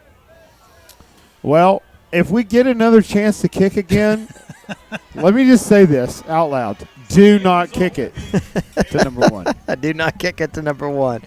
The end results to all this will be a 1st and 10 for the Jaguars at the 50-yard line. We got a break there, boys. Sound advice, LJ. I think. Well, I know Coach Strum's not getting advice from the referees down there, right, on what to do or not to do. He's getting an explanation on the flags, as is Bill Green, special teams coordinator. So it'll be 1st and 10 for LBJ at the 50-yard line. It'll be Gordon in the backfield. Well, he was. He's walking over to get instructions from his coach, one that LJ talked about it quite in depth. So it'll be 1st and 10 Jaguars at midfield here. 6:57 to play in the second quarter. Donaldson in the backfield. It's going to be a handoff to number 6. He's out to the right side, and he's fast, and there he goes. And Washington on the carry for the Jaguars. He'll clear the 40-yard line. He's tackled out of bounds on the far side of the field by number 60 for Canyon Lake, Gunnar Walker. That'll be a 1st and 10 for the Jaguars at the Canyon Lake 38. That's the first time we saw Faison Washington with the ball, and he absolutely looked like he was shot out of a gun as he came out of that backfield. Holy so Toledo. There was some serious speed on young Faison Washington. Washington in the backfield, shotgun. Gordon takes the ball, RPO, gives it to him, and here comes the Canyon Lake defense. And the Hawks shut the door with Ramey. And number 60, Gunnar Walker. Ramey does a nice job of getting penetration off of the edge and just – they shut the door on that initial hole. Does a great job. Forces Washington to go lateral, and then they corral him and take him to the ground. Well, you saw the safety, the rover, come up, Anderson, and set that edge and basically forced him inside. They get backside pursuit. Ramey came from the back. Showed a little speed. He sure did. So it'll be loss of 2, 2nd down and 12. Ball at the 40-yard line for LBJ. Gordon in the backfield, shotgun along with Washington. Trips right. And timeout has been called by the Jaguars. Well, you're right. Exactly right. He set the edge. Backside pursuit was Gunnar Walker and Ramey. And, think about Ramey. We talk about him a lot. But, on the board in the field house, he's in second place for the 20-yard shuttle. So that means he's quick. Yeah, absolutely. He's quick. Absolutely. It means he's got some quicks on him. And absolutely you saw him come down and we talked about the speed of Faison Washington, but not a huge guy. And once those guys got a hold of him, he was they were taking him to the ground relatively quickly. I have him at about 5'9" or 5'10", 175 pounds. I'm not sure 175. He might have been holding a barbell or two when he got that weight done. I'm like Ron Burgundy. I'm going to read what's in front of me, what's given to me. I'm not going to doubt that. I'm pretty sure it's pronounced San Diego. 2nd down and 12 for LBJ. We're going to leave that San Diego there. Gordon, quarterback, shotgun, looks downfield, looks to his left side, throws one, has a man down there. Pick! Interception! Interception, number 19 on the Hawks. And that is Hunter Anderson with the pick. Anderson does a great job of just reading the quarterback, standing out there at free safety, reads the quarterback's eyes, makes a play on the ball, and I can tell you that Dad over here is enjoying the moment. I'm glad there wasn't a camera on me. No, I'll tell you one thing. He probably did the smartest thing all night was fall down on the ground because he wasn't outrunning anybody. No, he wasn't. He was about to get lit up like the freaking Christmas tree. Well, he slid into second base before, and that time that's what he decided to do right there. 1st and 10, Canyon Lake at their own 30. Canyon Lake with the ball. It's going to be inside, and that's going to be – it's hard to see between Bates and Viatric, but Canyon Lake will pick up 2 yards on the efforts of number 2, Viatric. Make that Shane Moss. So it'll be 2nd down. We're going to give him a yard. We'll call it 2nd down and 9. Back on that play, I'm going to talk about it just a little bit. Hunter was able to make that play because Chase made the play in front of him and was able to get hands on that. We talked about that. A safety over the top with the rover making the contact at the line of scrimmage. It'll be 2nd down and 9. Canyon Lake crisp on the center. Daniel Garcia on the right side. McMullen under center. Viatric in motion. It's going to be a backside. And Canyon Lake will get to the line of scrimmage maybe. Brought down from behind there. Number 8 on the tackle for the Jaguars, Jones. 3rd down and 9. Brendan Jones is a pretty good sized kid right there, and he's got a little speed on him as well. And there was no place for Viatric to go. No. Another thing of this did give Canyon Lake the offensive time to be on the field and not have their offense on the field, and maybe that will bear fruit late in the third, fourth quarter as Carnes comes in. He'll flex out to the right side. Here comes on this side. We've got Pauly and Rivali flexed out to the numbers in the hash mark. It's going to be a pass. McMullen rolling downfield, looking, has a man open, and pass overthrown, incomplete, intended for Pauly. That'll stop the clock with 4:09 here in the second quarter.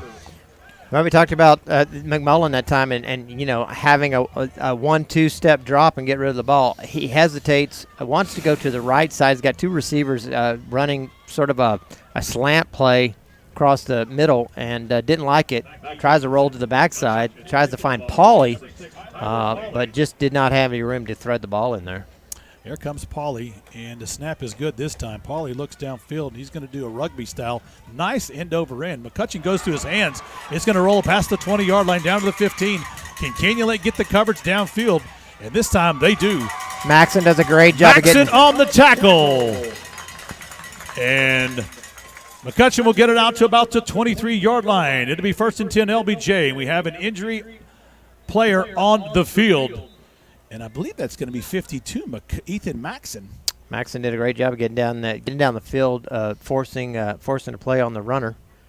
He's at full speed, and he tries to break down in front of a guy that is slipperier than an amoeba. He's a slick down cheetah. And just kind of overran the play, but he did a great job of getting down on the play. And this is the way you got to tackle these guys, is really kind of a pursuit type of thing. You're not going to catch a minnow with a butter knife, but you will catch him with a net.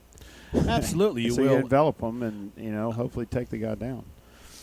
Well, he certainly did a nice job of breaking down and making the runner have to make a choice. Absolutely. Right? And then allow the pursuit to come and help him clean it up. He forced the play, right? But I'm trying to still get over the butter knife. Well, look, there's things that we don't understand. And sometimes you just don't ask a question. You just take it. Okay, that's gospel, and you just take it and go with it, right? It is gospel. Let's give it from a minor farmer. Number 52, round of applause, Ethan Maxon on the play. I've never tried to get a minnow with a butter knife. Not sure why I would. Maybe I was pretty hungry. I was pretty good with the cast net as a kid on the dock. Yeah. All right. Spearing minnows. That'd be a game you could play during COVID when you're socially distanced and stuck at house. Just go buy you a bucket full of minnows and try to spear them with toothpicks, Mr. Miyagi style. It'll be 1st and 10 LBJ as Maxim comes off the field a little bit shaken up. Let's give that boy one more big round of Hawk applause. We hope he's not too shaken up on the play as he's coming off the field. It'll be Gordon will be in shotgun formation along with number 5, Donaldson again. Trips to the left. McCutcheon on one-on-one Pauly at the top of your screen. Here comes Donaldson up to the right side. In motion goes number 2. It's Makuba. He'll take the ball and run out. There's the speed we were talking about. Shedding tacklers across the 40-yard line. Makuba with the carry, brought down by Viatric, number 2. And he'll race it all the way out to across the 40-yard line, down to the 42. And that'll be an LBJ. First down. That time I thought Ramey had him at the line of scrimmage. He met him and just did not wrap him up and was not able to bring him down. And that just shows you right there, if he gets into open field, he's very, very difficult to get your arms around. And Makuba is the one that we talked about earlier, the D1 commit to Clemson. It'll be 1st and 10 for LBJ, and they'll split wide out to the left side. Trips left, and McCutcheon on there. Here comes a Canyon Lake. Looks like they're going to blitz, and they do. It's a fumble on the play, and the ball. Fumble on the play. Canyon Lake recovers the fumble.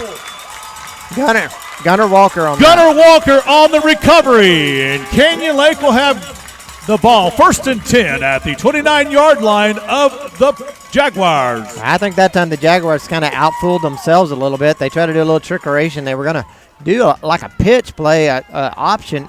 Never got the handle on the ball. I don't think Donaldson did. Never got his back where he wanted it, and the ball just came squirting out of there, and Gunnar Walker does a great job getting pressure on the quarterback to begin with, and then just following up and falling on the ball. They were setting that up for a double pass. They were throwing a double pass. They had this drag route coming across this backside, and they were about to throw a double pass, and the guy just didn't get his handles. He was looking downfield already. Yep. 1st and 10, Canyon Lake. Here comes Canyon Lake looking to make them pay. And this is a jet sweep to the right side. Here goes Rivali. He'll make the corner to the 25, and that'll be it. Rivali on the jet sweep right side. He'll pick up about 6 yards. We're going to call it 2nd down and 4. Got a nice block by Viatric out there. I'm telling you, Viatric did his duties. He cut number 1 that was out there on that edge and gave him the space to get those 5 yards because there was no room there if he doesn't make that block. Well, they're going to say he gained 5. We're going to call this 2nd down and 5 as Pauly comes into the game. And you always had to wonder because of their speed, but you're right, Viatric did an excellent job blocking. Here comes Canyon Lake. Pauly split out to the numbers. It's going to be a backside trap. Plenty of bodies there, and the linebackers close. Number 11 on the tackle for LBJ, Maxwell. We talked about Maxwell a lot. He was their leading tackler in 2 games. O'Keen, 5'11". He has 4.5 speed as well. All of these guys close quick, so we've got to have quick developing plays. Rivali does a nice job running it up in there. It's going to bring up a manageable 3rd and 2. That's where you want to be. Yep. Here comes Canyon Lake, 3rd down and 3. You got to believe this is 2-down territory for the Hawks. And here comes Viatric, power ball. Viatric with the carry.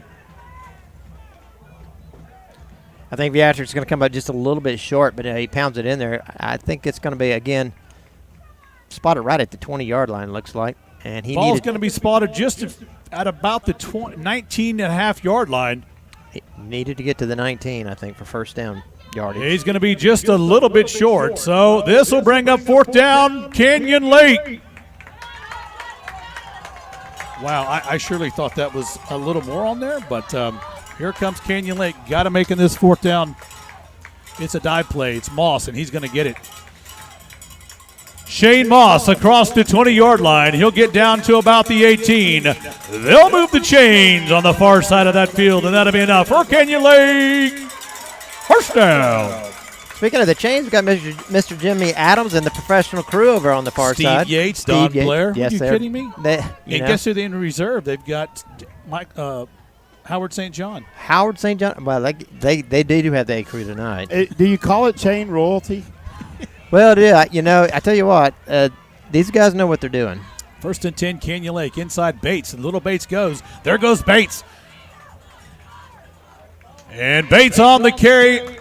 He'll take it to the right side, inside the 15, down to about the 11 as timeout has been called by Canyon Lake. That's classic. Clock at 43 seconds. Classic. In the 1st half. Sorry about that. Classic Bates right there, right?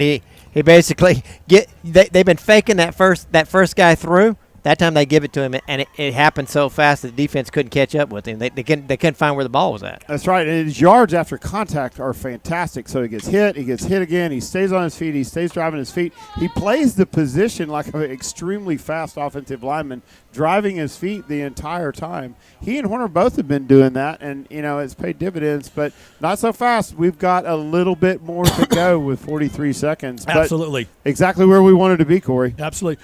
Bates, we talk about him, his speed and his quickness. When you get inside these big guys, you're hard to find. Yeah. Let's just talk about that. Well, it's like the Lilliputians amongst the herd of Gullivers. I mean, he's with running knives around. And minnows. Yeah, you're looking for a Doberman, and out comes a Chihuahua. But a quick one. But a strong one. But a quick one. And a man who, as Coach said, hates to be tackled more than anybody he's ever seen. All right, Hawk fans. 2nd down and 5, 43 seconds ago. Here comes Canyon Lake. Beatrice split out along with Jeremy Green to the left side. This is going to be a backside. Up the middle it goes.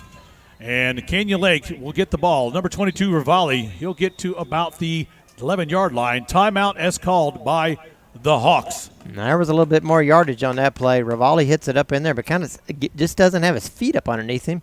I think he would have had enough room to get that 1st down mark, but he lost his footing and goes down short of the 10-yard line. It'll be a 2nd timeout by Canyon Lake. They have one more. It'll be 3rd down and a long 3 when Canyon Lake. Now, We'll have to get to about the 9-yard line for the first down, right? And being with only 36 seconds on the clock, it's more of a time management deal than it is a first down. They'll go for the first down here if they don't get it with down number 4. One of the things that you'll see, especially down on the goal line, is you're running into the line expecting to get hit immediately, right? So they get to leaning a little forward, and sometimes they kind of lose their feet a little bit when there's an opening. And so I think that's what happened. He just kind of leaned in a little too far. This is a big third down here as they come to the line of scrimmage. McMullen rolls out. It's going to be a peanut play backside. There he goes. Bates on the carry. He'll break across the 5-yard line. Time's running down. That'll be first and goal for Canyon Lake at the 4. Hurry up play. Touchdown, Canyon Lake. In goes the end zone. Rivali with the score. And we have an injured player on the field. The aggressive move to get to the line of scrimmage, that I think they're expecting them to probably stop the clock just then and give themselves some time. They don't. They have something already queued up and go right at it. And I think that's kind of what the timeout was about. Okay, if we get this first down, here's what we're going to do. Yeah. That was an exceptional job of coaching by Moses just then. Absolutely, and planning. And you're right, LJ. It caught them off guard, but hats off to the offensive line. Those guys got back into set position quickly in order to make that play happen. Right. That's discipline. That's an incredible amount of technique. They're just thinking, and this is the angle creating offense that we have. And I saw Ben Crisp, little gimpy, getting up on the Jaguars 7 and the Hawks 14. Well, I'll tell you right now, I don't think anyone from LBJ had thought it would be 14-7 at halftime. However, asterisk, caveat, they can score as fast as anybody can run a 100-yard dash. It could be a score from them in 10 seconds. So LBJ, as fast as they are. LBJ, do you kick this to number 1? LJ says no. If you open to page 1, chapter 1, let me get my magic 8 ball out. Let me see. Certainly would not. Right. I would not. I wouldn't even put it in the same county. I'd kick it out of bounds and give him the ball to 35.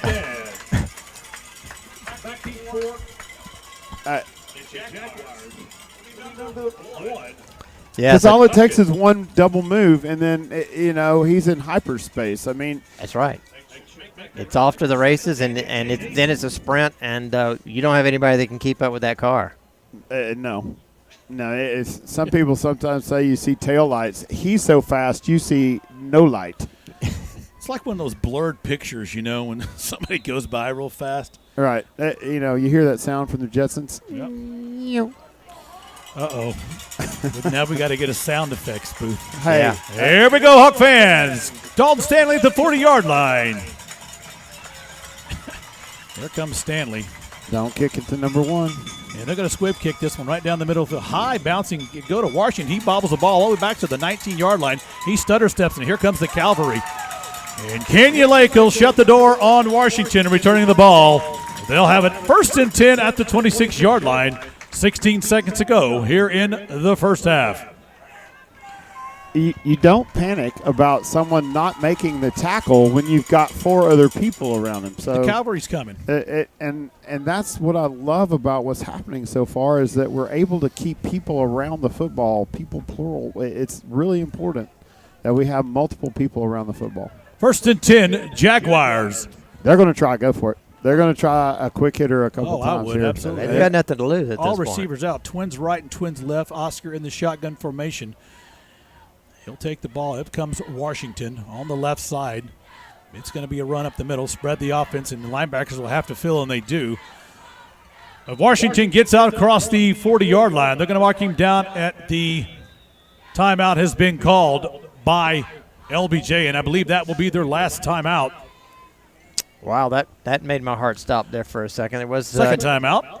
nobody around him there for a few minutes, and that's not what you want to have. You want somebody around him at all times. But you got to put we all say, right, the whole football, everybody in football, you put the ball into the guy who can do the most damage. Yeah, absolutely. You can throw it, but if you spread them out, you're going to have two linebackers trying to catch up with him, who's got sub 4.5 speed. Yeah, and so he can be in the end zone in 7 seconds. Yeah, and arm tackles aren't going to cut it. No. I mean, they are not going to. You are going to have to hit somebody in order to make this work.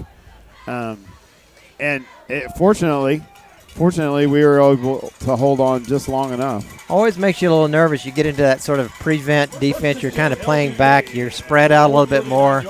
Sometimes you just question, is that the thing? Because you're going to allow this guy to get the ball in space. And once they are in space, you're in trouble. Canyon Lake playing the old Oiler prevent defense back there. It's 10 seconds to go, 1st and 10. Well, and you can't make any contact on them. You can't slow these guys down, so they're just going to run. And there they go with the belly screen. It's like, okay, here we go. We're going to try to run the ball. McCutcheon on the reception, number 1. He'll step out of bounds, stopping the clock with 4 seconds. Bring up 2nd down and 7. At times the defense does a nice job of keeping the receiver in front of him, pinning him to get to the sidelines. You'd like to see that happen. They did a good job of breaking down and not letting the guy get past them. That's right, and flying to the ball. The minute they read that belly screen, they flew the ball there, and that was the difference maker. In comes Peyton McMullen. We haven't seen him on the defense. He goes back as safety. Bauer steps up across the 30. It's Gordon with the ball, shotgun, going to give it up the middle. He'll take off himself, and he gets caught from behind. And that's Colton Ramey with the tackle. And that's the end of the first half of play here at Canyon Lake High School. The Jaguars 7 and the Hawks 14. Wow, what a play by Colton Ramey. We so needed holy that. Toledo. And he's up there. It's a 3-man front against, basically God and country, and he just finds a way to get by. That delayed read, he stays in his gap and is able to accelerate to the football. Well, I'll tell you what, certainly everybody here, not here, but everybody probably watching from the Austin crowds or people watching the scores come across the screen as they will, probably didn't have this game at halftime, Canyon Lake 14-7. A lot of game to be played, a lot of speed still to be seen by LBJ. They've had several guys do extremely well. When they do get an open field, oh my gosh, it's panic mode and a defibrillator for Canyon Lake because those boys are fast. Well, Canyon Lake Broadcasting, glad to be home. District game number 1, and it's halftime score 14-7. And we've got a lot going on. We got a lot of shout-outs to give away. We got the Meemaw's Tacos. Meemaw's Tacos, Darren, is coming up. It is coming up. Everybody knows how to do that. We'll talk a little bit about the halftime stats and the game plan to win tonight's game. We're going to go to commercial break, and we thank our sponsors and everybody out there. Stay right there. We'll be right back. Hot Country, a fantastic place to live, but Comal County and surrounding areas are amongst the fastest growing areas in the entire country. If you or someone you know is considering buying or selling any type of real estate, call your Hawk Strong Realtor, Steve Crisp. Steve has lived here for over 20 years and is very knowledgeable about the current real estate market here in Hot Country. Steve is a realtor with Berkshire Hathaway Home Services, Don Johnson Company, located right here in Canyon Lake, home of the Mighty Hawks. Whether you're interested in selling or buying, let Steve go to work for you, furnishing all the information needed to make an educated real estate transaction. Due to the strong real estate market, our property here in Hot Country has and continues to appreciate in value. If you own real estate and would like a no-obligation market analysis on the current value of your property, give Steve a call at 830-832-0257. That's 830-832-0257. Go Hawks! Now we're going to go to the Canyon Lake Hawk Band and Emerald Dancers on the field as they will do their halftime performance. And we're going to turn up the sound of the band, let you hear them as they bring it to your listening and viewing pleasure.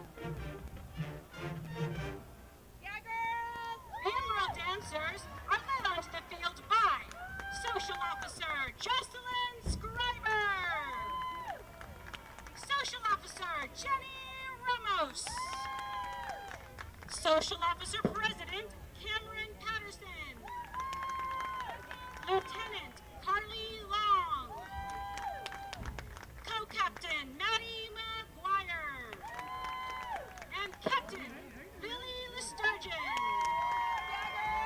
The overall dancer of the week is Lucy Wells.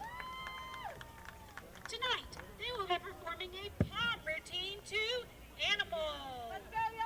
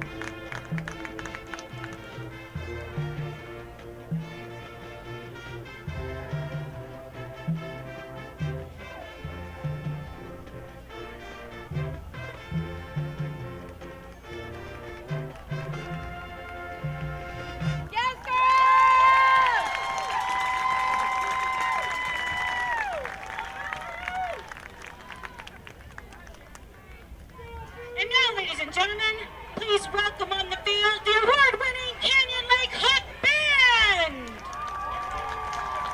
Drum majors are Tyler Dickens and Dylan Rockwell. Section leader of the week is Danielle Zulueta. And the section of the week is the Tubas. Tonight, they will be performing the Hey Song, the famous Chicago hit 25 or 6 to 4, and then Shout It Out from the movie Drumline.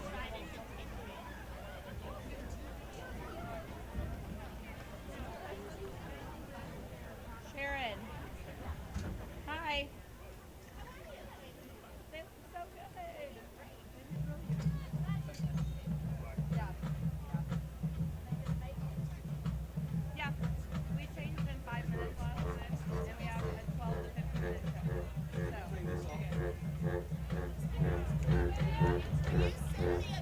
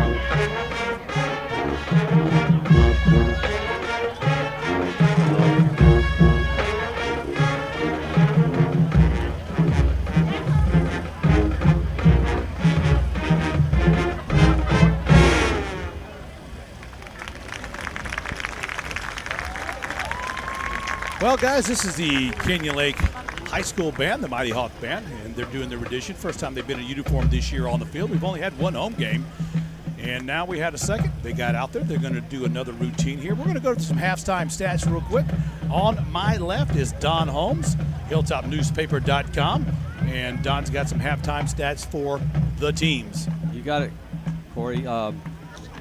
LBJ Jaguars has 66 total yards of offense, 5 first downs, 10 rushes for 62 yards. And now, on your feet for They've thrown it 4 times, completed 1 to them and us. We got an interception. I like that.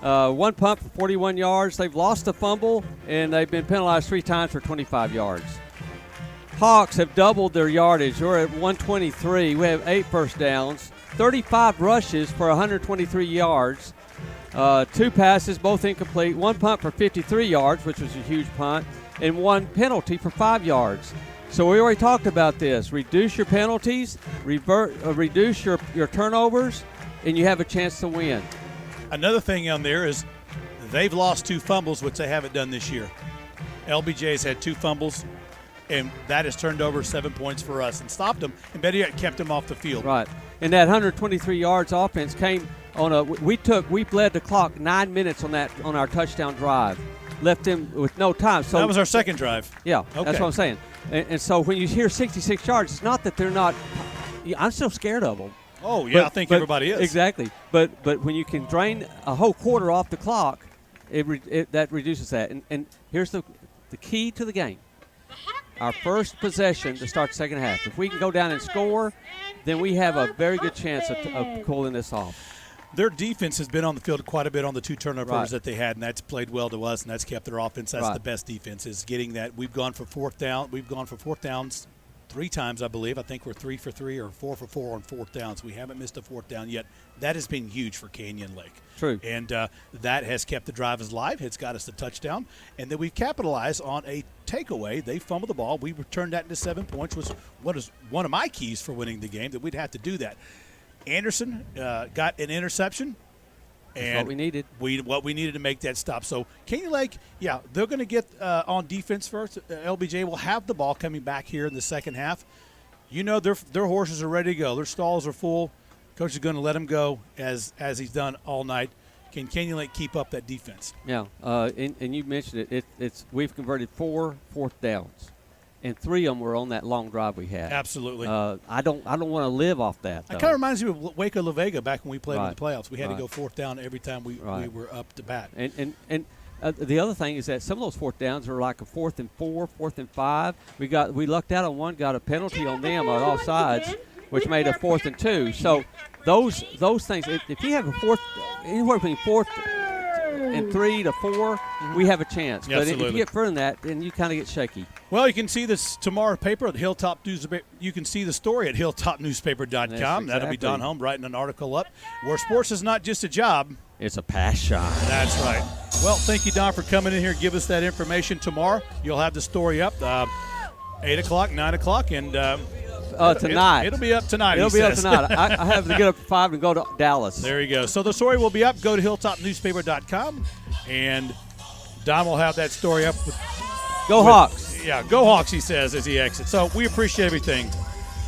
And now, some more halftime entertainment by the Emerald Dancers.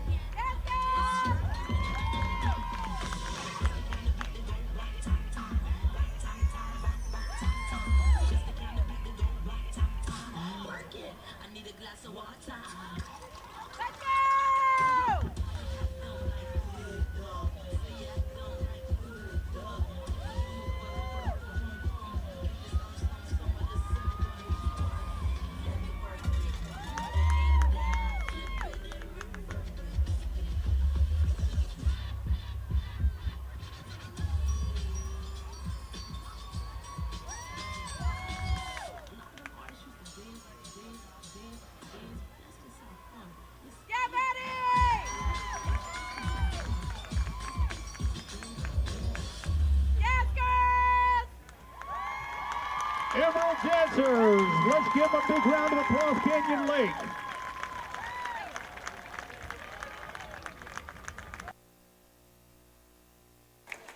Well, Corey, do we have anything to give away? We do. All right, everybody, let's do the Mima's Tacos. 210-246-3345. Up for grabs is the Mima's Tacos. $8 gift certificates to number 20 and number 25. All three ready on your mark. Get set, go. well, that was quick. We got on it. We still got about. Who's paying attention? Well, you're seeing if you jumped the gun on those guys, and we're going to see who was really into it, into the halftime performances that we brought you of the Canyon Lake Band and Canyon Lake Emerald Dancers. So nice job by all of that crew. Nice job with the quick change. That was pretty good. Yeah, they did. I like that. And they came back on, fired up. Don't call me. You got to text me now. Yeah. So my daughter said they were going to quick change. I said, are you going to practice that? Because, you know, under pressure, you just don't know. And she said, Dad, you're an idiot. we're not going to practice it. Why would we? Right. We know how to Dad. change clothes. What's wrong with you? I said, you Yeah, got but do you know how to change clothes fast? But can you go from the 50-yard line to the restroom and back? I pledged one time, and I guarantee you I know how to change clothes. Clearly, as did they. Nice uni change. Based on the description from my sons, I'm not qualified for that. They're Yeah. like, Dad, we've been in the car Yeah. for 5 minutes. Yeah, Mimo's Tacos up for grabs during the litigation of how fast someone can change their clothes. Now, Corey, take me back through this because you went pretty fast there. So, texters number what and what? 20 and 25. 20 and 25. Call, text me and say, I want tacos, your name. Got to have your name, right? Yep. It's Harper's Law's in effect where if you win a taco and there's somebody in the room with you, you have to share the taco. That's Harper Harrison's Law, enacted this year, circa 2020, the year of weirdness, right? And so if you win, all you have to do is go to Mimo's Tacos, walk in with your ID and say, look, I'm Barney Rubble. I won some tacos. They'll have your name. You can redeem it right then, or you can take your gift certificate and walk out and redeem anytime. So that's a fantastic thing. You know, I'm sitting here just marveling just for a moment in our situation. We've put a lot of technology together. I have a hotspot. LJ has a hotspot. I did not charge my hotspot fully up, right? And I noticed a while ago that there was a little interruption for a second. It reconnected to your network.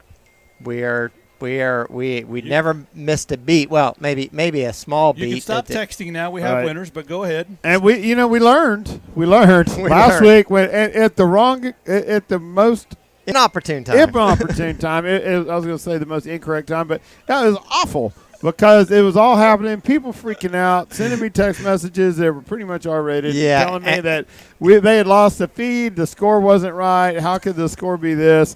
You know, we're in overtime, and of course, you know, Murphy's Law, everything happened wrong at the wrong time. Well, absolutely. What you don't know in the background is that we hit the limit on the hotspot that we have, one of the two hotspots. That's right. And when we hit the limit, they turned the spigot off. We didn't know that. We didn't know that at the moment, right? It was right as the game ended, and we were going into overtime. So, as you said, the most inopportune time for that to happen. Yeah. And so we had to go to a third backup plan. Got you back up on the air. We did repost that game because we are recording it as well, so we were able to repost it in its entirety. It's a very important point. So if you miss it, or if you are a fan that wants to go back and just look at it again, by all means, take advantage of the fact that it's up on the YouTube site, and you can watch it as many times as you want. There's a lot of good things to see, and it helps when you can go back and kind of relook at it. Long bus rides, the kids love it. They get to watch, all right. The game called. I think we might have do we have winners? We Corey? have winners. We have winners. Chicken dinner. We're on the press box cam, or we? Oh, we absolutely can go to the press box cam. Yep. Well, we've got some winners for Mimo's Tacos. Hello, everybody. This is Corey and Darren over here. LJ in the background. We appreciate everybody watching tonight. This is our Deer Blind, truly with the pure wood paneling, circa 1962. This is nice. I wouldn't call it wood. It's a wood faux wood. Faux wood. I think it's from a faux tree. But we're glad to be here. Now you get to see the people behind the microphone and the man catching minnows with a knife, a butter knife. Right. This is us. We appreciate everybody out there. The winners are Stephanie Westinghouse and a lady named Ash. Ash? I don't know who that is. Just Ash. Okay, well, Ash, you might want to text the last name, Ash, so when we give it to Mimo's Tacos, when you go in, you walk in the door, you say, who's Ash? I'm a big winner. Yeah. I'm the big winner. And Ash, you need to have a last name on a form of identification. I would have two names for sure, because in this mask world that we live in, walking into somebody and saying Ash with a mask on might not come out right. Probably wouldn't. It could be dangerous. Get you evicted. You might not get your taco. You might not get your taco. Well, Ash, which gave me a hard time. In addition to that, they're going to ask for a form of ID, and they're going to want to look for two names. So, Stephanie Ash, Westinghouse and Ash. Maybe your name is Ashley. Maybe it's Asher. Maybe it's just Ash. I don't know. But we need to know that so we can make sure that you redeem the valuable coupons over at Mimo's Tacos and get some hot, fresh tacos. I had 2 tacos this morning. Did you? Oh, handmade, man. So jealous. Ooh, baby. So jealous. Let's give a big shout out tonight to Avid. It's Ashleah. Ashleah. We still don't know. Ashleah, there's a last name? Ashleah, you got to give us a last name. We just Ashleah. want to make sure. We won't even say it over the air. Yep. But we need to know that, so we make sure that you, in fact, get your tacos. Tacos. Want to give a big shout out today. Avid listener, someone close to the Hawk community out there, listens all the time before video, right? Yep. And very close to the core of the football team. Does anyone want to take a guess? Core of the football team. Very close. Very close. Would it be a? Would it be somebody kin to the coaching staff? One syllable, 2 words. Keep going. Keep going. Keep going. Okay. All right. I'm not sure how you place categories or whatever it's called, but I'm trying. Do you give up? I give up. I have no idea. Our avid listener out there is none other than Sandy Drum, the mother of the athletic director, Coach Charlie Drum. Well, Sandy, thank you for watching out there. We give kudos to you. Sorry you didn't win the tacos, but I could always slide. There's always next Charlie week. Some tacos. There's next week. There's always next week. Ms. Drum, There's always next week, and we encourage you to come back, listen again, and you know give it she a shot. Will. Her son's out there. Yeah, absolutely. Running the show. Show. She could come here and get to do anything. She really could have her way. Yeah. She could probably get into the press box. Oh, We'd probably let her in. Probably get in. Probably could. Yeah, it's a high security environment. High security environment that we're here. in. It's the wood paneling, the faux wood. We don't want ruined. But I'm sure Sandy would come in here and just be at home with the duct tape windows. If we could only turn the camera around to our windows, but we won't. Well, yeah. Well, it's 3 minutes. We're going to take it. We're going to go just a couple of commercials real quick. We've got 3 minutes to go. We're going to get a personal some PSAs off to the crowd tonight. But thank you, Sandy, Ms. Drum, for watching everything, and we appreciate your patronism. Well, we'll take a quick break here and go to a sponsorship or two, and we'll be right back with the second half of Canyon Lake football. Your halftime score: Canyon Lake 14 and LBJ 7. Hey, Hawks fans. This is Faith with Elite Water Rentals. Summer may be winding down, but one thing's for sure. It's still hot in Texas. So come rent a pontoon or jet ski from us. We're open 7 days a week, and your safety and satisfaction is our top priority. Beat the summer heat. Call 210-347-3436 to reserve your time. That's 210-347-3436, or visit us on Facebook, Elite Water Rentals. Go Hawks! Whether you're needing assistance with your mortgage to buy your home, buy a vacation home or rental property, refinance or take the equity out of your home to pay off high-interest credit card debt or other financial needs, call Mike Horner at Gold Financial Services, your local mortgage lender. Whether you have great credit or have had an issue or life situations that have affected your credit, he is there for you. Call him today at 210-240-6196. Mike Horner at Gold Financial Services, NMLS, number 234487, Equal Opportunity Lender. Gold Financial Services is a division of AMCAP Mortgages LTD, NMLS number 129122. Score big at Bliss Designs and Boutique, your very own Canyon Lake Hawk headquarters. T-shirts, jerseys, spirit wear, ball caps, custom embroidery, and more. All your favorite game gear in one great location. Don't forget, we also have trendy fashions, footwear, jewelry, candles, and many other great gifts and accessories. Bliss Designs and Boutique, located in Hancock, right next door to Meemaw's Tacos. Thank you for shopping local in our Canyon Lake community. JJ out there, he's a fan. That Canyon Lake sunset doesn't get old. It's why most of our family and friends want to come visit all the time. The charm and beauty of the hill country, who could resist it? But like you, I don't have room for everybody at the house. The elegant solution is to let Bunkhouse be your guest bedroom. For less than the price of taking them out to dinner, your guest can have a safe and comfortable retreat after long days of exploring the hill country. They even have rooms and cabins to choose from, and the bunkhouse is just a mile away from Canyon Lake High School. So grab your phone and go to bunkhouservpark.com. That's BUNKHAUSRVpark.com. And you can have your guest cabin reserved by the time that sun sets.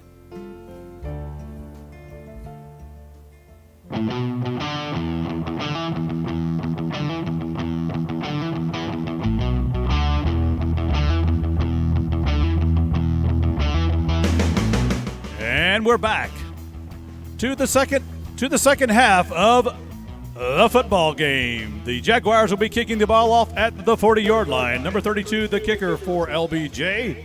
That's John Clark. All right, Kenya Lake, are you ready for football on Friday Night Lights? Back deep to receive the kickoff for Kenya Lake. Pauly, Rivali, and Moss. Your up backs. Allman, Bowers, and Braden Maxson. All right, Hawk fans, get on your feet. Well, absolutely. That was a good halftime performance. Good show. Good Absolutely. Mimo's tacos we gave away. So excellent halftime entertainment by your Canyon Lake Hawk community. Short kick, and Bowers calls a fair catch at about the 36-yard line, and that's where Canyon Lake will set up shop. 1st and 10. So making that touchdown with 23 seconds left on the clock was huge because Canyon Lake, we knew we were going to get the ball back. Making that touchdown was a forced play by blitzing defense, which upset their pitch out, which some determined may have been a pass play, and we capitalized on that. Points over turnover is big in a game like this. 1st and 10, Canyon Lake. Karn split out wide to the left. Chris up to the ball. Here we go, folks. Hold on to your seat cushions. And mixed up on the play, and it's going to be Peyton McMullen trying to get what he can get.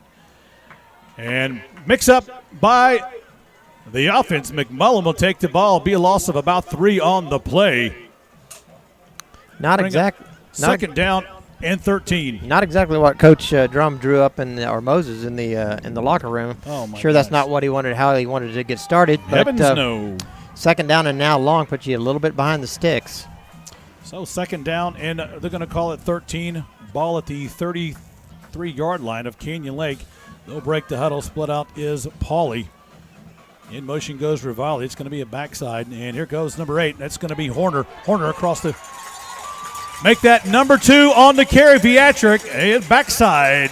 He'll get across the 40, down across the 45-yard line to the 46. They'll move the chains, and that'll be enough for Canyon Lake. First down. There you go. Good job of using the speed of that defense against him. Misdirection. Give it to Viatric out of the backfield, going back against the grain, and is able to get to the corner and turns it upfield. Nice 10-yard gain, 12-yard gain.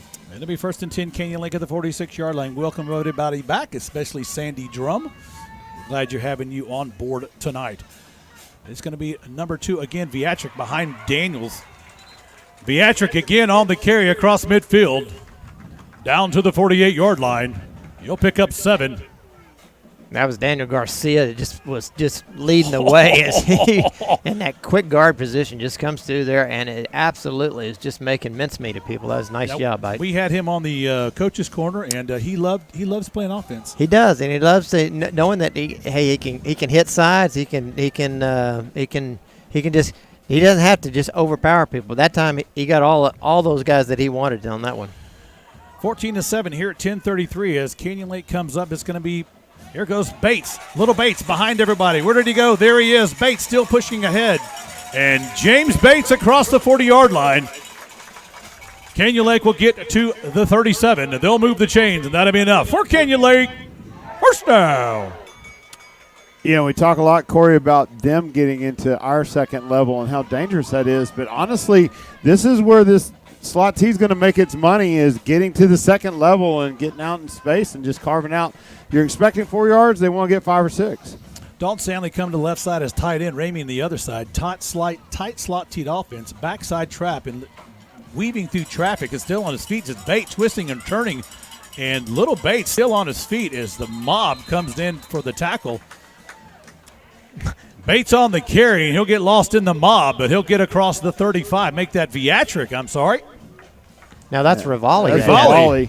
Rivali had the ball in there. And yards after contact. It's that time they just were not going down. They were just, Pick up a 5. Second down and 5. Yeah, if you can drive your feet long enough, then, you can get some help from your lineman that'll come in there and help give you a push. Canyon Lake wanting to stretch this drive out. Don mentioned at halftime our second drive was almost 9.5 minutes. It's 14-7, 9:19 to go here in the game. The ball on the 33-yard line of the Jaguars. It's going to be more the same. Backside, there goes Beatrice Garcia in the lead. Garcia taking Beatrice across the 25-yard line. Out of bounds he goes. Tackled by number 4 on the far side, Riggins. That'll stop the clock with 9:06 to play. And that'll be enough for another Canyon Lake first down. Beatrice gets hit hard out of bounds, knocks it down. A couple of people on the sideline. Graciously goes back over and helps them up. So nice effort by Beatrice on the play. Absolutely. But you're absolutely right, LJ. We're getting into their backfields. Yeah, and we're just staying behind blockers. I mean, it's almost trying to tackle around somebody, and that helps. 1st and 10, Canyon Lake. Going to be right up the middle, and they sniff this one out. Still on his feet is number 28, I believe, in the scrum over there on the far side of the field. I think that was Bates that just would refuse to go down. Got a little help from one of his linemen kind of pulling on him a little bit. And the man takes nothing and turns it into 4 yards. And Bates, he'll wiggle one out, and he'll pick up about 3 yards. It'll be 2nd down and 7. The ball at the 21-yard line. And that he did. In comes Ramey, but you're right. He was the little man that wouldn't go down amongst giants. Canyon Lake trying to put together a drive with time and score, obviously. This is going to be right up the middle. Backside is going to be Beatrice. Beatrice on the carry. Tackled by number 21, Joyner. It's going to bring up a 3rd down for the Hawks and about 5. Took a little different angle of attack on that one. Corey tried to bounce outside, and really the way we're running the ball, we've got to stay inside that first contain and then try to eke out another 3 or 4 yards inside that, hoping that backside pursuit's not there. Absolutely. 3rd down, 4 down territory for Canyon Lake. Ball at the 19-yard line as they come up to the line of scrimmage. This is going to be a wall to the left. It's going to be Rivali. He's going to make the corner. He's going to get across about the 20-yard line. And Rivali, he'll get knocked out of bounds, tackled by McCutcheon. Well, that's one of him down at the about 17. It'd be 4th down and about 3. That's one of those deals. Rivali was just jet sweeping to get to the outside. If he shows a little more patience and let that blocker, because he had Daniel Garcia out in front of him, if he let that blocker make a cut one way or the other and cut off of it, I think he could have got that first down. Dalton Stanley in the game, split out wide to the left. Canyon Lake looking to make it 5 of 5 on first downs. Beatrice with the carry, and it's going to be close. Then he fumbled the ball. Fumble on the play. LBJ's got it.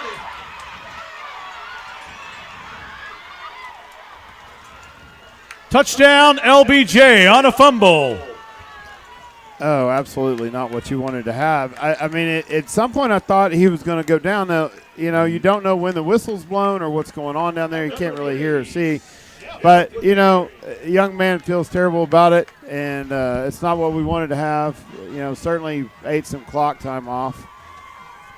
Here's the good news. We get the ball back. Yes, we do. Well, in a situation like that, you just kind of have to shake it off a little bit and say, you know what?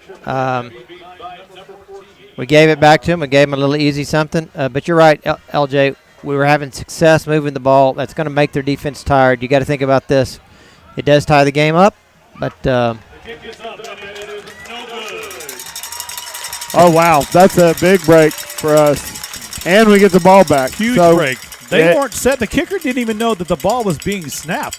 That is an error on either the center or the holder who snaps the ball, because their kicker, number 32, he was not set at all. He was looking down at the bench when the ball came out. Your score, Canyon Lake 14, LBJ 13, 6:54 to go here in the third quarter. But, yeah, the fumble again right inside the red zone. I wasn't sure who that was. I was looking at the block coming ahead, and I know it got into the pile. I didn't know if that was Moss or whom, but it was actually Beatrice. Beatrice, okay. And that was one of those deals that it was Beatrice. And look, sometimes we talk about fighting for extra yards. It also allows those guys to come in and make a shot at that ball, and they're all trained to try to rip it out. And that was unfortunate, but we just have to lick or wound. Fortunately, you're still ahead by 1 point, and you get the ball back. Absolutely. Well, here comes Sandoval. Now, last time he kicked it to Bowers in a fair catch. He has a short field. He has yet to kick the ball. I saw him during warm-up. He has the leg to get downfield. However, keeping things in front of them at all times is probably what the coach ordered. We'll see here. Canyon Lake looking to rebound off a fumble inside the 20 and putting together a nice drive. And this is going to be over his head, and it's going to check up and go out of bounds. It's not out of bounds. And the ball's recovered by LBJ on a kick down the road. They'll have the ball. Jaguar football, I believe. There's a discussion. I think the ball might have hit the yard marker. Oh, wait. LBJ ball. Well, I think the question is whether it actually touched the out-of-bounds line when it was bouncing around. Bowers let the ball go over his head, thinking somebody would run up and get the ball, right? Well, he let it go. He caught the last one fair catch, right? So he thought he had some help back there, and he didn't. So now it's Jaguar ball, first down and 10 from the 30.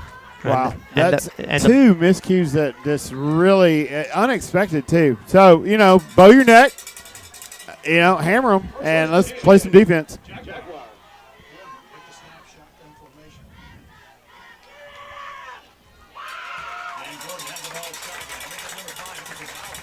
Donaldson.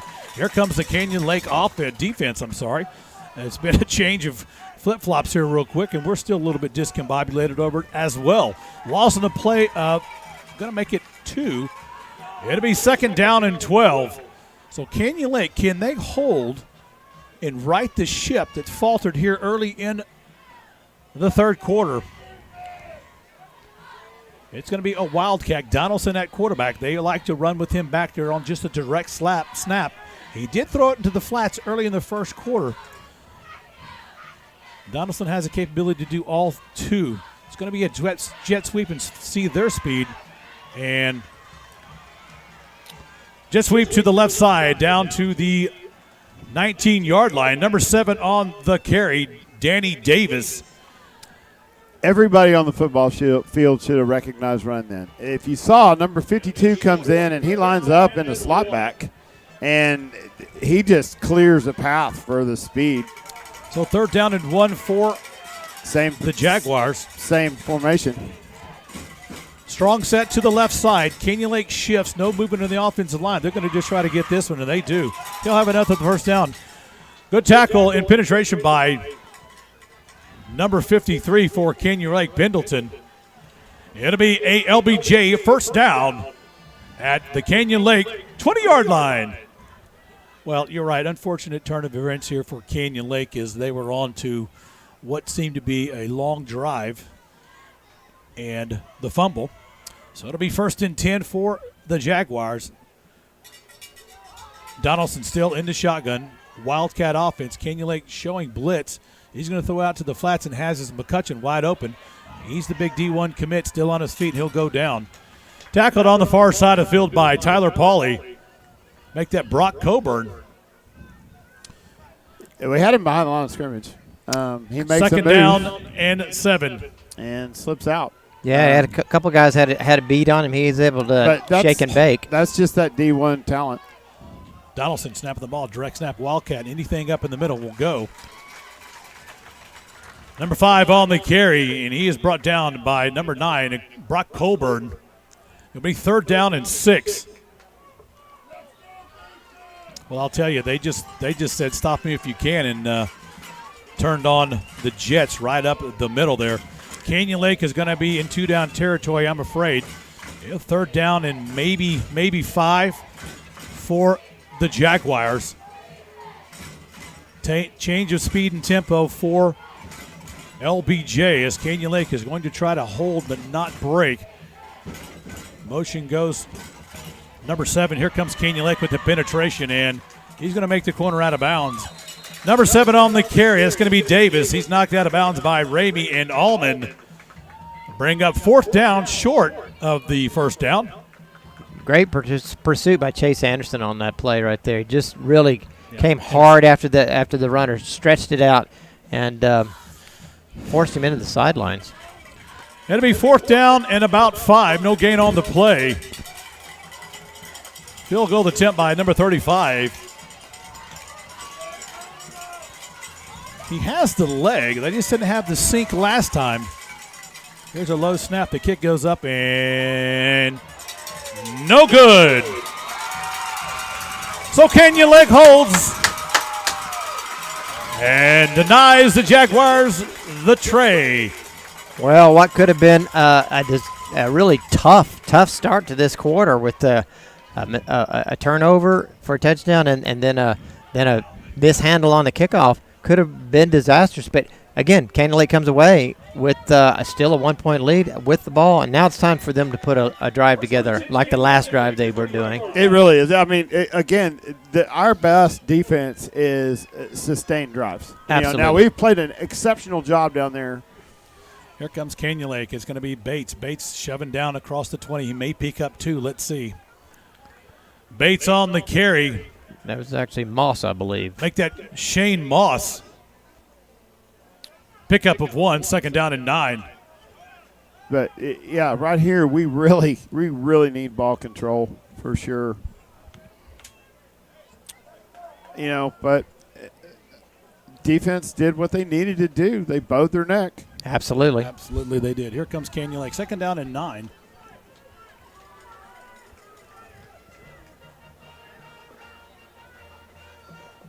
Viatric with the carry. He gets across the 25. Viatric to the 26-yard line. And it brings up 3rd down and 5 for the Hawks. Nice play by Viatric right there. Just, to get the ball back in his hands, a good 5-yard plunge up through the middle of the offensive line and the defense.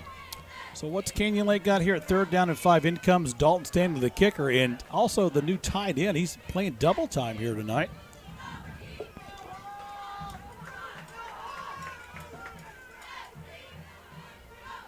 Keeper. Quarterback keep. There goes Peyton McMullen across the 30. And McMullen, quarterback keep. And the quarterback McMullen will get across the 35-yard line down to the 38. They'll move the chains, and that'll be enough for Canyon Lake. First down. McMullen does a great job of just doing the fake dive up the middle, putting that ball on his outside hip where nobody can see it. And then nobody saw him for a good 5-6 yards past the line of scrimmage before they figured out where the ball was at. I think Coach Moses was jonesing to play that one. That was an exceptional play call. I mean, it is exactly what we needed right then. 1st and 10, Canyon Lake. It's going to be backside. Here comes Bates trying to bounce this outside. He's got a little speed, got some room. He's got the corner. Bates and Rivali on the carry across midfield. Stepped out of bounds at the 48-yard line. Well, that'll be another Canyon Lake first down. Rivali actually uses the blocker well that time. Uses his speed to get out on the edge, and we weren't able to get that play early in this game. But the defense is a little tired. They're not super deep over on the other side of the ball, and fatigue is fatigue. It doesn't matter how fast you are. You got to play against that fatigue, and the defense is holding their hips a little bit, hands on hips quite a bit right at the moment. 14-13, 2:15 to go here in the game. Flexed out is Rivali. It's going to be right up the middle. Canyon Lake. There goes Moss. And that's number 30. Moss out to the 40-yard line. Hit by Makuba. It'll bring up 2nd down and 2. A big hit. I mean, you're seeing you definitely know why these guys were looked at so hard. But great job by Moss of holding on to the football, getting out in space, knowing he's going to get hit, and protecting the ball. And that's the type of play that we have seen out of that young sophomore. It's been exciting to watch. Well, you see a collision like that back there between a safety and a running back, and sometimes you're like, who's punishing who? That time I feel like Moss, he dealt it as good as he got. 2nd down. It'll be a play right up the middle, and I believe that will be out to the 39-yard line. It's going to be a spot. Moss on the carry. He'll get to the 39. Oof. And they did not give him the benefit of the stretch at all. No, that'll be a little not. short on that, so it'll be 4th down and 1. All right, Hawk fans, big play.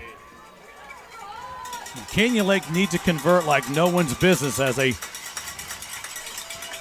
those front five are just going to have to play snot-nosed football right here. Corey, I think it's actually 3rd down. At least that's what the sticks are showing.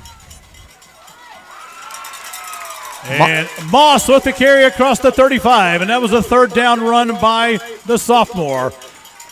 They'll move the chains, and that'll be enough for Canyon Lake. First down. Moss would not be denied right there on that one. He was bound and determined to get that first down. A little spin move at the end. It kind of surprised him. He was able to get out in space. And, we're seeing that a little bit. They're expecting contact. It'll be first down and 10. In comes Ramey and Chris, the center, number 50. Canyon Lake still trying to grind one out. Beatrick with the carry. Beatrick on his feet. And Beatrick across the 30. He'll get down to the 28-yard line, and Beatrick will pick up 7. They'll make it second down and a long 3. Well, I'll tell you what, it has been a punishing offense, to say the least, as there's 5 seconds left on the clock, and that will be the end of the third quarter. Your score here at your Canyon Lake, the Jaguars 13, Canyon Lake 14. Well, it's been a battle, and the thing about this game here is we've seen how quick and talented and how quick they can score. LBJ can score in as much time as it takes a man to run 100 yards. So we have a whole nother 12 minutes to play, and it's anybody's ball game.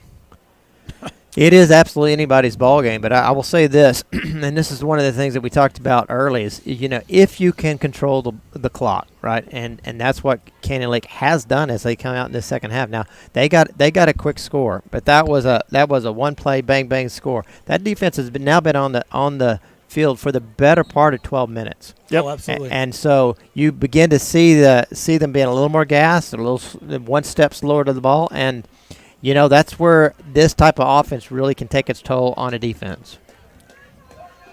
Well, the other thing, too, is we've got a lot of legs, and so we're taking advantage of the depth that we have right now at running back so that we can move some people in and out, both at swingman, the strong ends, and in the backfield in order to allow, us to get one step in front of them.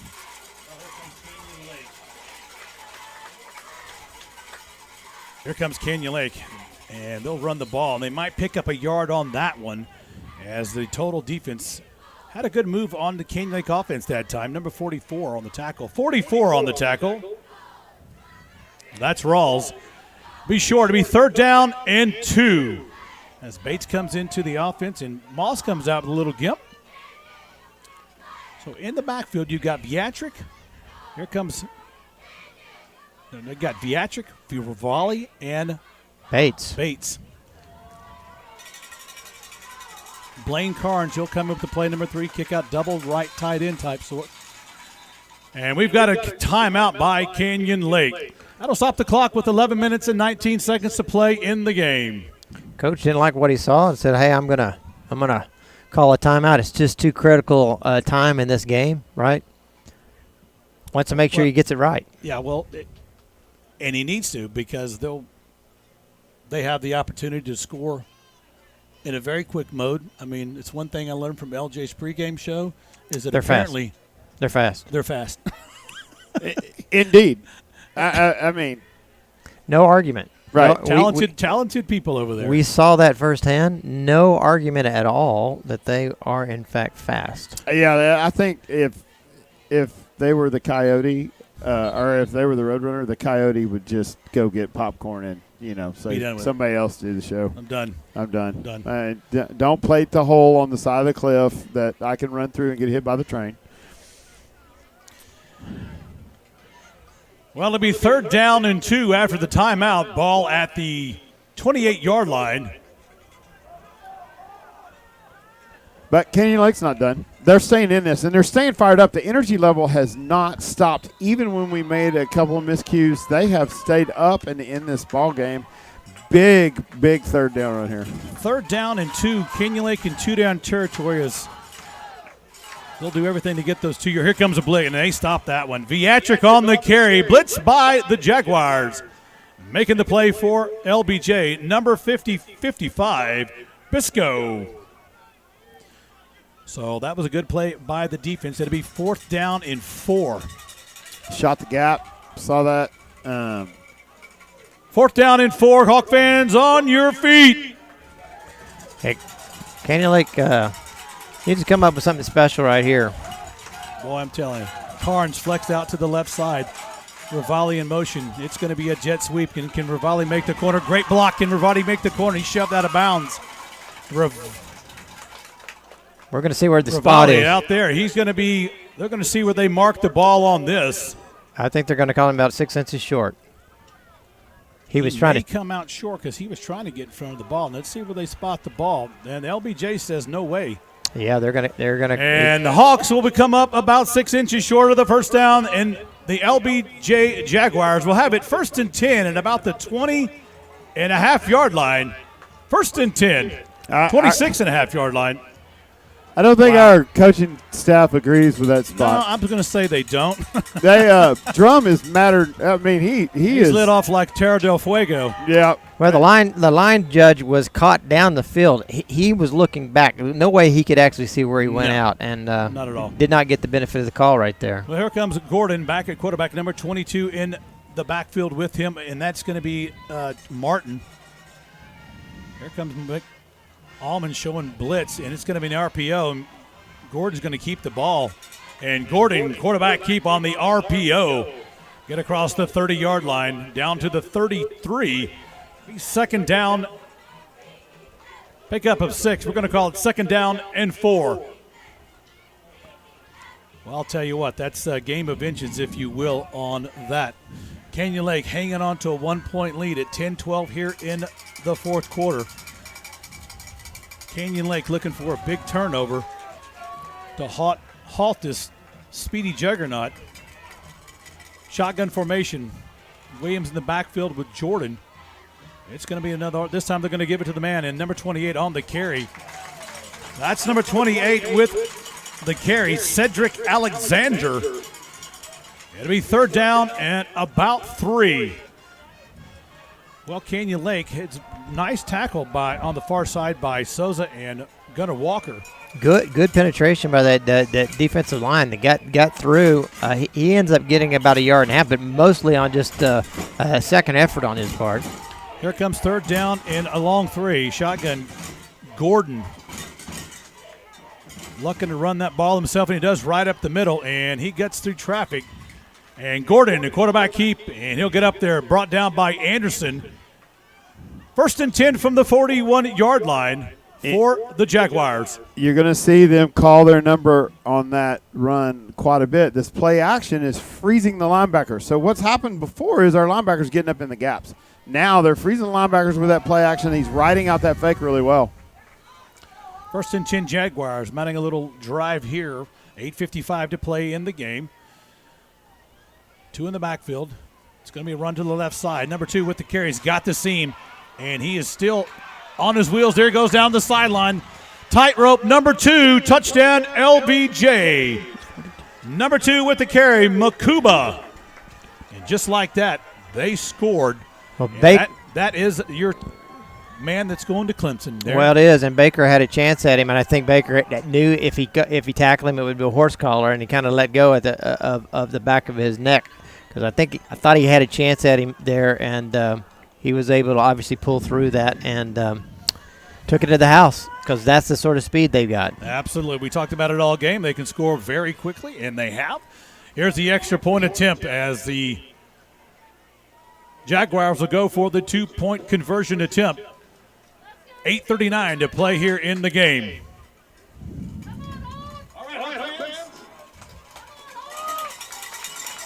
Canyon Lake trying to deny the extra points. Danielson in the backfield. It's going to be an RPO. He's going to keep it right up the middle. And the extra point is good. So it is 21-14 Jaguars, 8:39 to play here in the game. Well, I'll tell you, that's a couple of things for Canyon Lake on that drive. One is they're fast and they can get to the corners as well. Canyon Lake has had 2 drives, taken a lot of time off the clock, right, and able to get downfield, and unfortunately not able to capitalize. Yeah, and again, that's just unfortunate. They haven't been able to. I'm sure they, outside of the couple of long runs, average yards per play is going to go against them. But they've held the ball. They've 50, 60 yards, but just not been able to hit pay dirt. Unfortunate for Canyon Lake in that regard. Well, there's some coaching going on here. LBJ's done a really good job of kind of making their adjustments. So they're keeping a lead blocker in now and letting these guys just get yards behind the blocker. They're really used to being able to make the big play.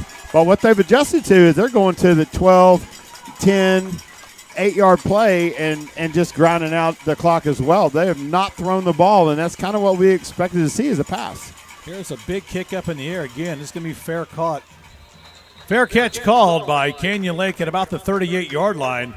Number 33 with the catch for Canyon Lake, making the fair catch. And that is Braden Maxon. Braden Maxon. So Canyon Lake will have good field position. They'll call it at the 37. 1st and 10 Hawks.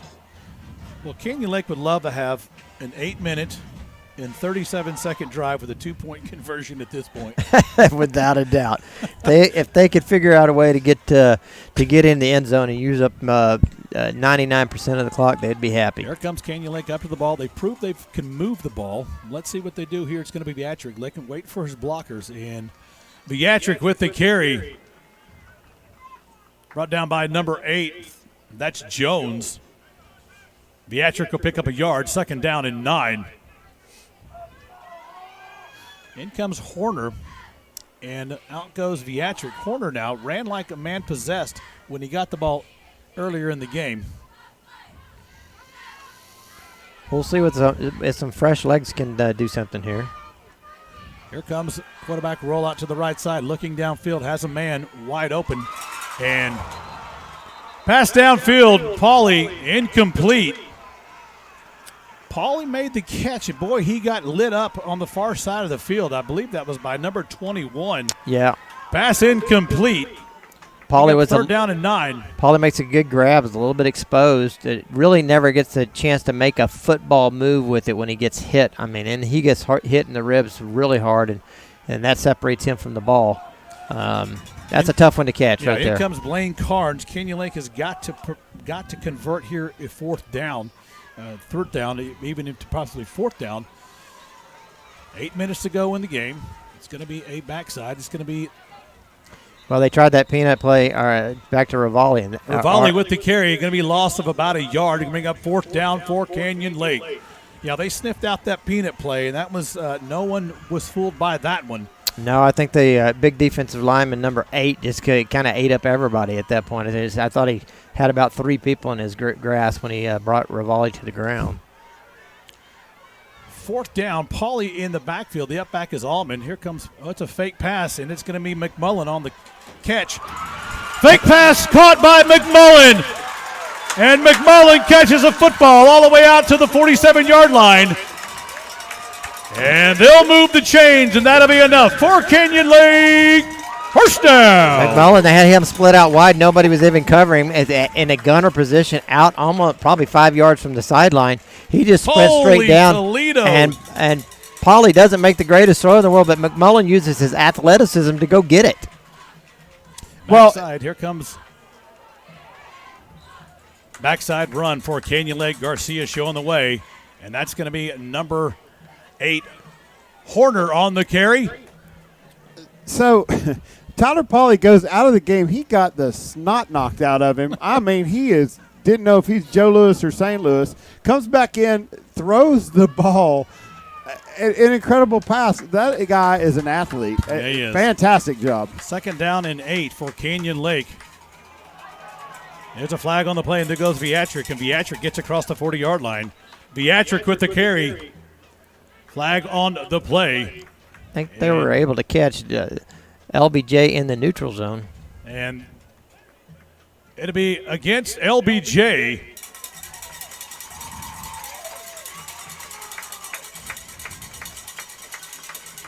That'll take the ball to the 40-yard line. It'll be 2nd down and 3 for Canyon Lake.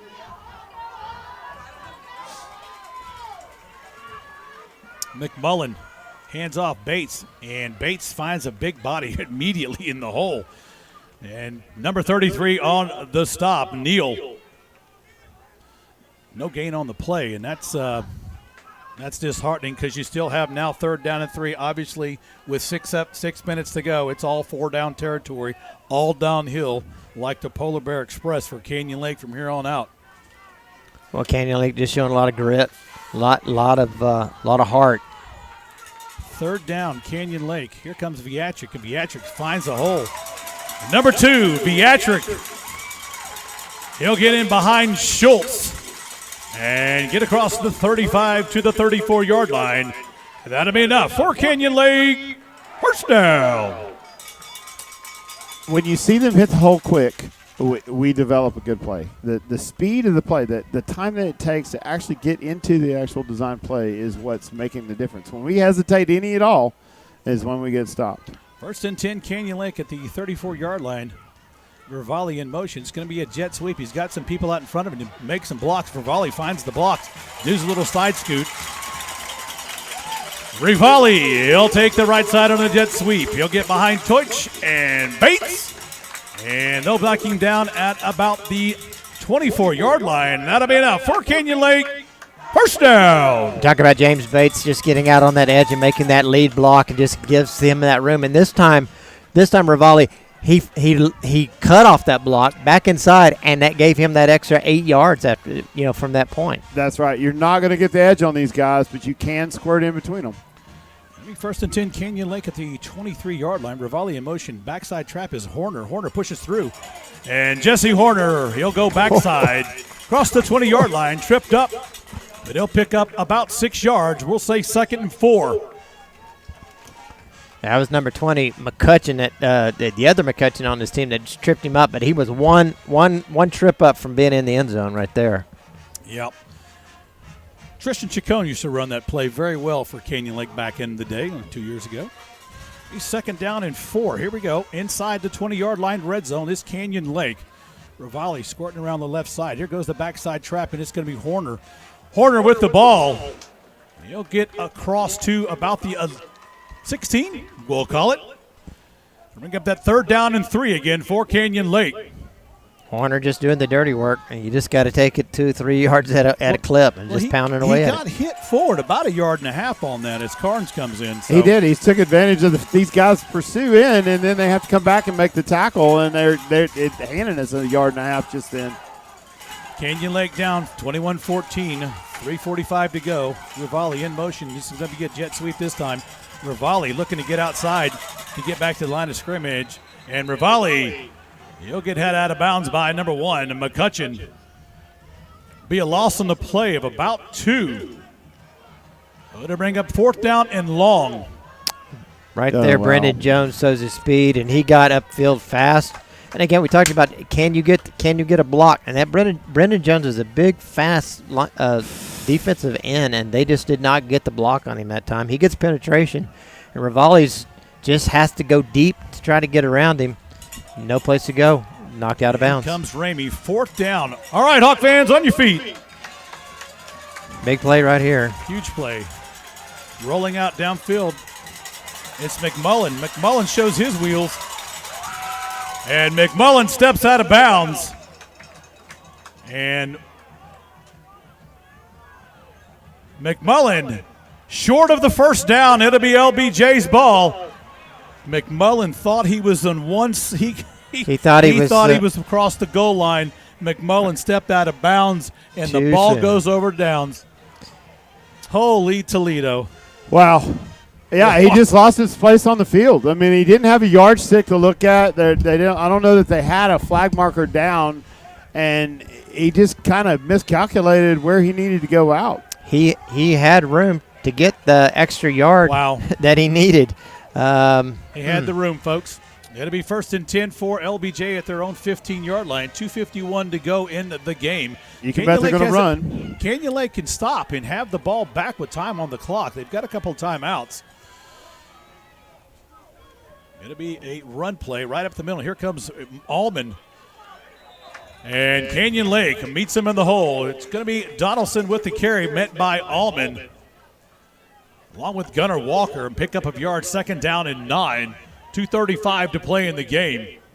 Canyon Lake getting good penetration right there. As you said, those defensive linemen just came up, and you had Allman coming in on a run blitz and just does a nice job. A reminder about the end of the game announcement.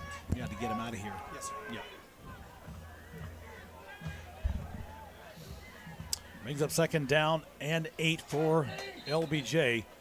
Timeout has been called by the Jaguars. That'll stop the clock with 2 minutes and 11 seconds. Well, folks, tonight is fifth quarter at North Shore United Methodist Church. They'll have their fifth quarter regalia after the game tonight. There'll be food and drinks for the high school students here at Canyon Lake. Social distancing and masks will be required down at North Shore United Methodist Church. But they'll be open for business, and everyone is welcome from Canyon Lake High School. Well, guys, it's an unfortunate turn of events. Unfortunate turn of events is correct. Canyon Lake, it's run. I'd like to see the total yards of this game. But, again, that speed will get you. They've ran a couple right down the sidelines, and, some unfortunate errors again on Canyon Lake's side. And it's going to be second down and 8 with 2:11 to go in the game. You think about the last couple of games, and they've been so close. Here comes a blitz by Bowers on the corners, and it's going to be an RPO. They're going to keep it. Here comes, that's Anderson. And Anderson on the blitz, number 19 with the tackle. It'll be a third down and 7. Anderson was not fooled by the fake at all. It comes up just in great run support coming from that safety position. Timeout by Canyon Lake. He didn't disguise that blitz. I mean, everybody that was watching that knew that blitz was coming. He just got in there. He just got in there and just aggressively went after the play. And, again, not fooled by a second by the ball fake to the runner running wide out on the left side. Third down. This is a big stop right here. Big stop. It'll be third down and about 7 for the Jaguars. All right, Hawk fans, 2:05 to play on your feet. Third down, huge for Canyon Lake.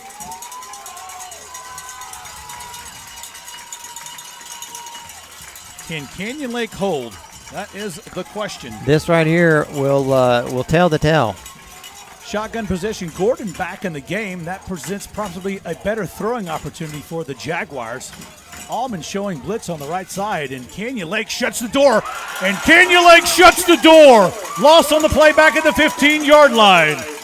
It'll bring up fourth down. Patrick Allman on the blitz. Gunnar Walker, Patrick Allman meet at the runner. They do not get sucked in by the fake. And timeout has been called once again by Canyon Lake. That's their last timeout, I believe. It is. Excellent clock management, though. You know that you can't let them. Last timeout by Canyon Lake. You can't let them score, but you can't let them run the clock either. Now, everybody thinks the slot T is a ball control, long possession type of offense, but we saw last game that we can run a play within 5 seconds. So, we absolutely can. And don't forget, just don't discount right at the end of the day. They'll go into a spread set when they need to, and wouldn't be surprised what they end up doing and win this. Coach Moses will dial up something creative. That much I can count on. The one thing that that you want to try to do is keep the safeties out of the equation. So if you can keep them deep and out of the play. Well, no one in the back to catch the punt for Canyon Lake. And, number 5 is Donaldson, and he can run the ball. So whether they throw it, run the ball, or pooch punt it, we'll see. Kick. And Anderson's going to let this one go. Save the time on the clock. It goes down to the 40. Nice job by number 64. And that's Abear. Abear does it. He almost roughs it, the kicker, and was able to pull up the last second as he almost got a hand on that ball. Two things: great pressure on the kicker, which kind of messed up his kick, but he also pulled up and kept from getting that penalty that he for roughing the kicker. Yeah, and that ball was kind of a tumbler. It came out of there and it was just rolling over on itself. You know that when that ball's coming out like that. Good decision by Anderson not to pick that ball up. First and 10, Canyon Lake, and they've got a minute 50 but no timeouts. In motion goes Canyon Lake. Backside screen out to Bates. Bates got the ball. He's got some blockers out in front of him. And Bates with the reception, and he'll run out of bounds on the near side of the field. They'll mark him out at the 28-yard line. They'll move the chains, and that'll be enough for Canyon Lake. First down. That was a nice design screenplay to Bates, slipping out of the backfield. Boy, I tell you what, there was a sketchy snap from McMullen, and I thought he was going to lose the ball, but he kept his composure, found Bates. Great run. Volley in motion, backside trap, and that was Bates. And Bates with the carry, tackled by 55 in the backfield. Bisco, second down and 10. Clock trending to roll, 126. And timeout has been called. Oh, they really didn't want that. The coach for LBJ is going a little nuts. He did not want to see that happen just then. No. In comes number 52 with the limp. So you got to believe whoever came in with limp, the person going back out had to have a little worse. A minute 22 to play in the game. 14-21. Canyon Lake looking to. They're going to reset the clock a little bit here at 1:29 and run it. Here comes Canyon Lake. Can Canyon Lake get in? They forced an overtime last week with Blanco. Volley in motion. It's going to be a backside, and there goes Viatric. Viatric down to the 25. It'll be a 4-yard gain, but bring up third down as the clock continues to wind. Man shaking up on the play on the field. Timeout is being called on an injury of Jaguars. Well, they had an injury now. Does that? Yeah, that's an official timeout right there. That was not he went down. He had a hard time getting up, and the referee calls an official timeout for an injury. That's a good play call by the referee. You know, at the end of the day, these guys were trying to protect these kids, and so that had to happen. Advantage Canyon Lake again. Third down and long. Canyon Lake, McMullen rolling out, running for his life. Has a man on the backside. Has it pass complete, and it'll be stopped by number 11, Maxwell. Time ticking on the clock. It'll be fourth down and 9. Well, they come on an all-out blitz that time, and McMullen was just backpedaling the entire way. Gets the ball out to Rivali, but could give it to the defense. Defense was between him and the sideline, was able to bring him down. Canyon Lake shotgun. McMullen looks at the ball. He's going to run it. McMullen with some wheels. McMullen still on his feet. And that's going to do it. On the stop, and will be short of the first down. The ball will go over to LBJ. Well, folks, that is one hard-fought game. I will guarantee you that. But again, you take a look at each of the last couple of weeks. These guys have played with a lot of heart. They were right in every one of these games. They could have won each one that they ended up losing. If it weren't for one or two, I call it mistakes. You hate to harp on it, but one or two mistakes, and that's the difference in the game. Quite frankly, you got to play against teams like this. You've got to play perfectly. You going all the way back to Jordan. Yep. These teams that are high caliber teams, you can't afford to make a mistake. You cannot, and that will be the end of the ball game here for Canyon Lake. Well, the clock will run down, and that will be end of the game. Your final score: LBJ 21, Canyon Lake 14. Well, guys, Canyon Lake will go to 2 and 5, I believe. I'm sorry, 2 and 4. 2 and 4 on the season, and what a game it was, and a lot of heart and soul put out. We'll be right back here after these messages, and we'll come back and talk a little bit about the end of the game as we line things up. So we'll be back after this message. Systems that last a lifetime. No matter how large or small, how simple or complex your project may be, call on PaulSawyerSeptics.com. They'll meet all of your on-site sewage system needs. Give them a ring at 830-935-4936. Again, that's 830-935-4936.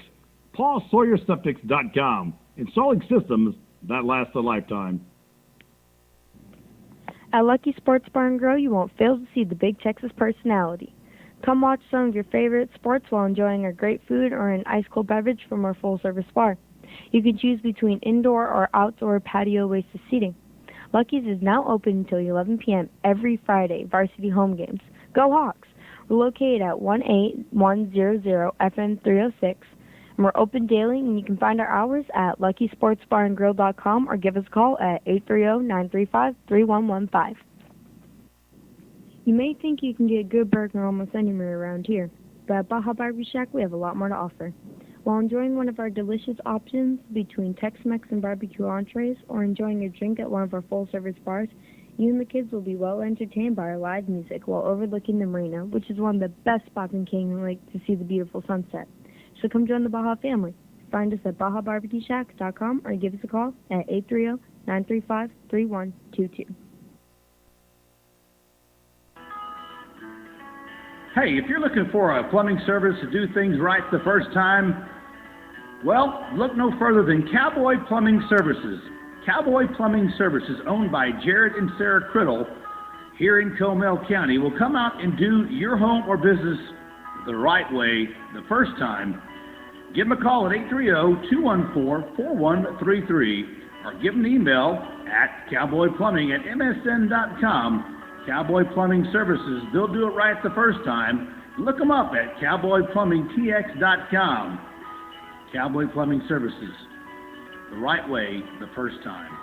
M36 742.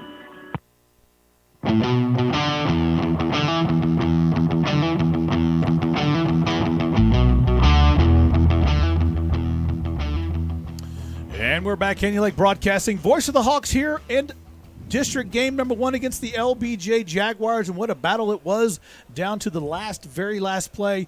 And Darren LeSturgeon producing tonight's show, LJ Anderson giving you color commentation, and I'm Corey Martelli, play-by-play. And on the camera tonight was TJ Bame. We consist in compromise of the voice of the Hawks. We thank you for watching tonight in a disheartening loss for Canyon Lake. They had the game in their hands, and as Darren was talking about a while ago, some of the mistakes maybe came back a little bit, but you always got to be prepared. And Canyon Lake was in this game as they have been every game.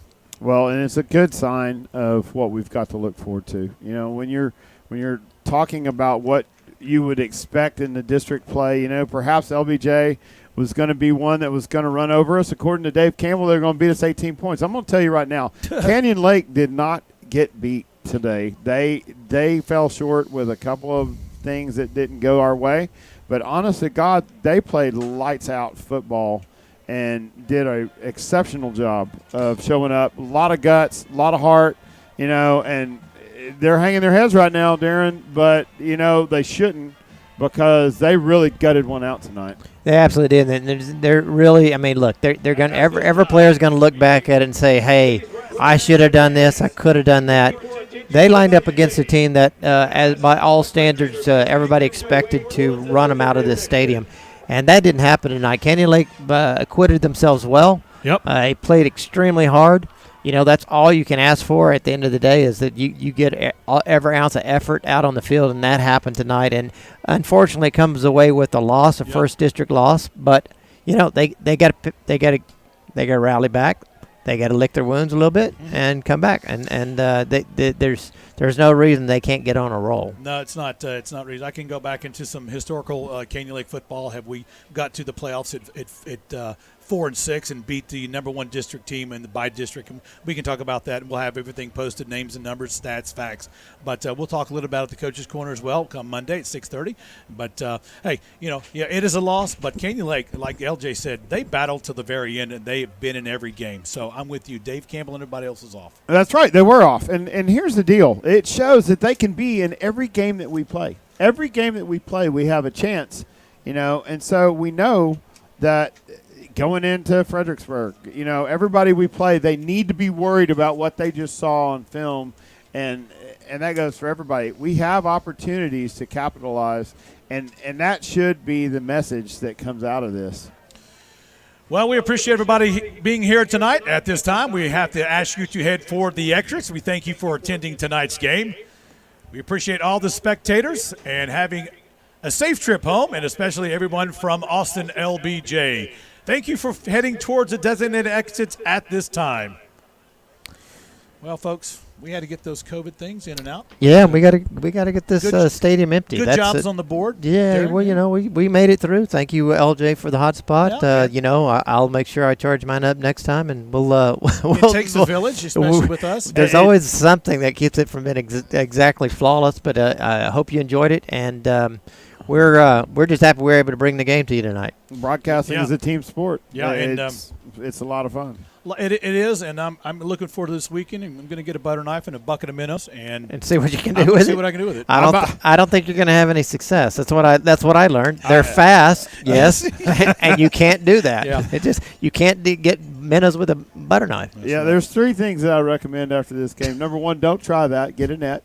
Number 2 is that LBJ is fast. And number 3, do not kick it to number 1. Do not kick it to number 1. That one we learned. Well, we learned it. Canyon Lake will be here next week. We have homecoming against Taylor, and we didn't get any scores to you, but you can be assured that Taylor had a go of it a little bit. So we'll be back homecoming next week. You can catch us here. Pregame show will be at 6:30.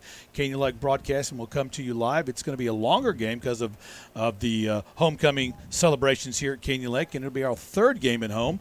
But well, we'll be back. Got some scores there? Got a few scores for you. Lampasas took care of Taylor tonight, or they're taking care of them, 59-0. 3 minutes left in that game. Burnett is up on Fredericksburg, 14-6, with 4 minutes and 25 seconds left in the 4th quarter. Wow. And of course, we're a final here. Canyon Lake goes down to Austin LBJ, 21-14. Yep. Well, we'll see you tomorrow, next Friday night. We'll see you Monday at the Coach's Corner. This is Corey Martelli, Darren LeSurge, and LJ Anderson, the voice of the Hawks. Thank you for joining us, and we'll see you next Friday. Beat Taylor.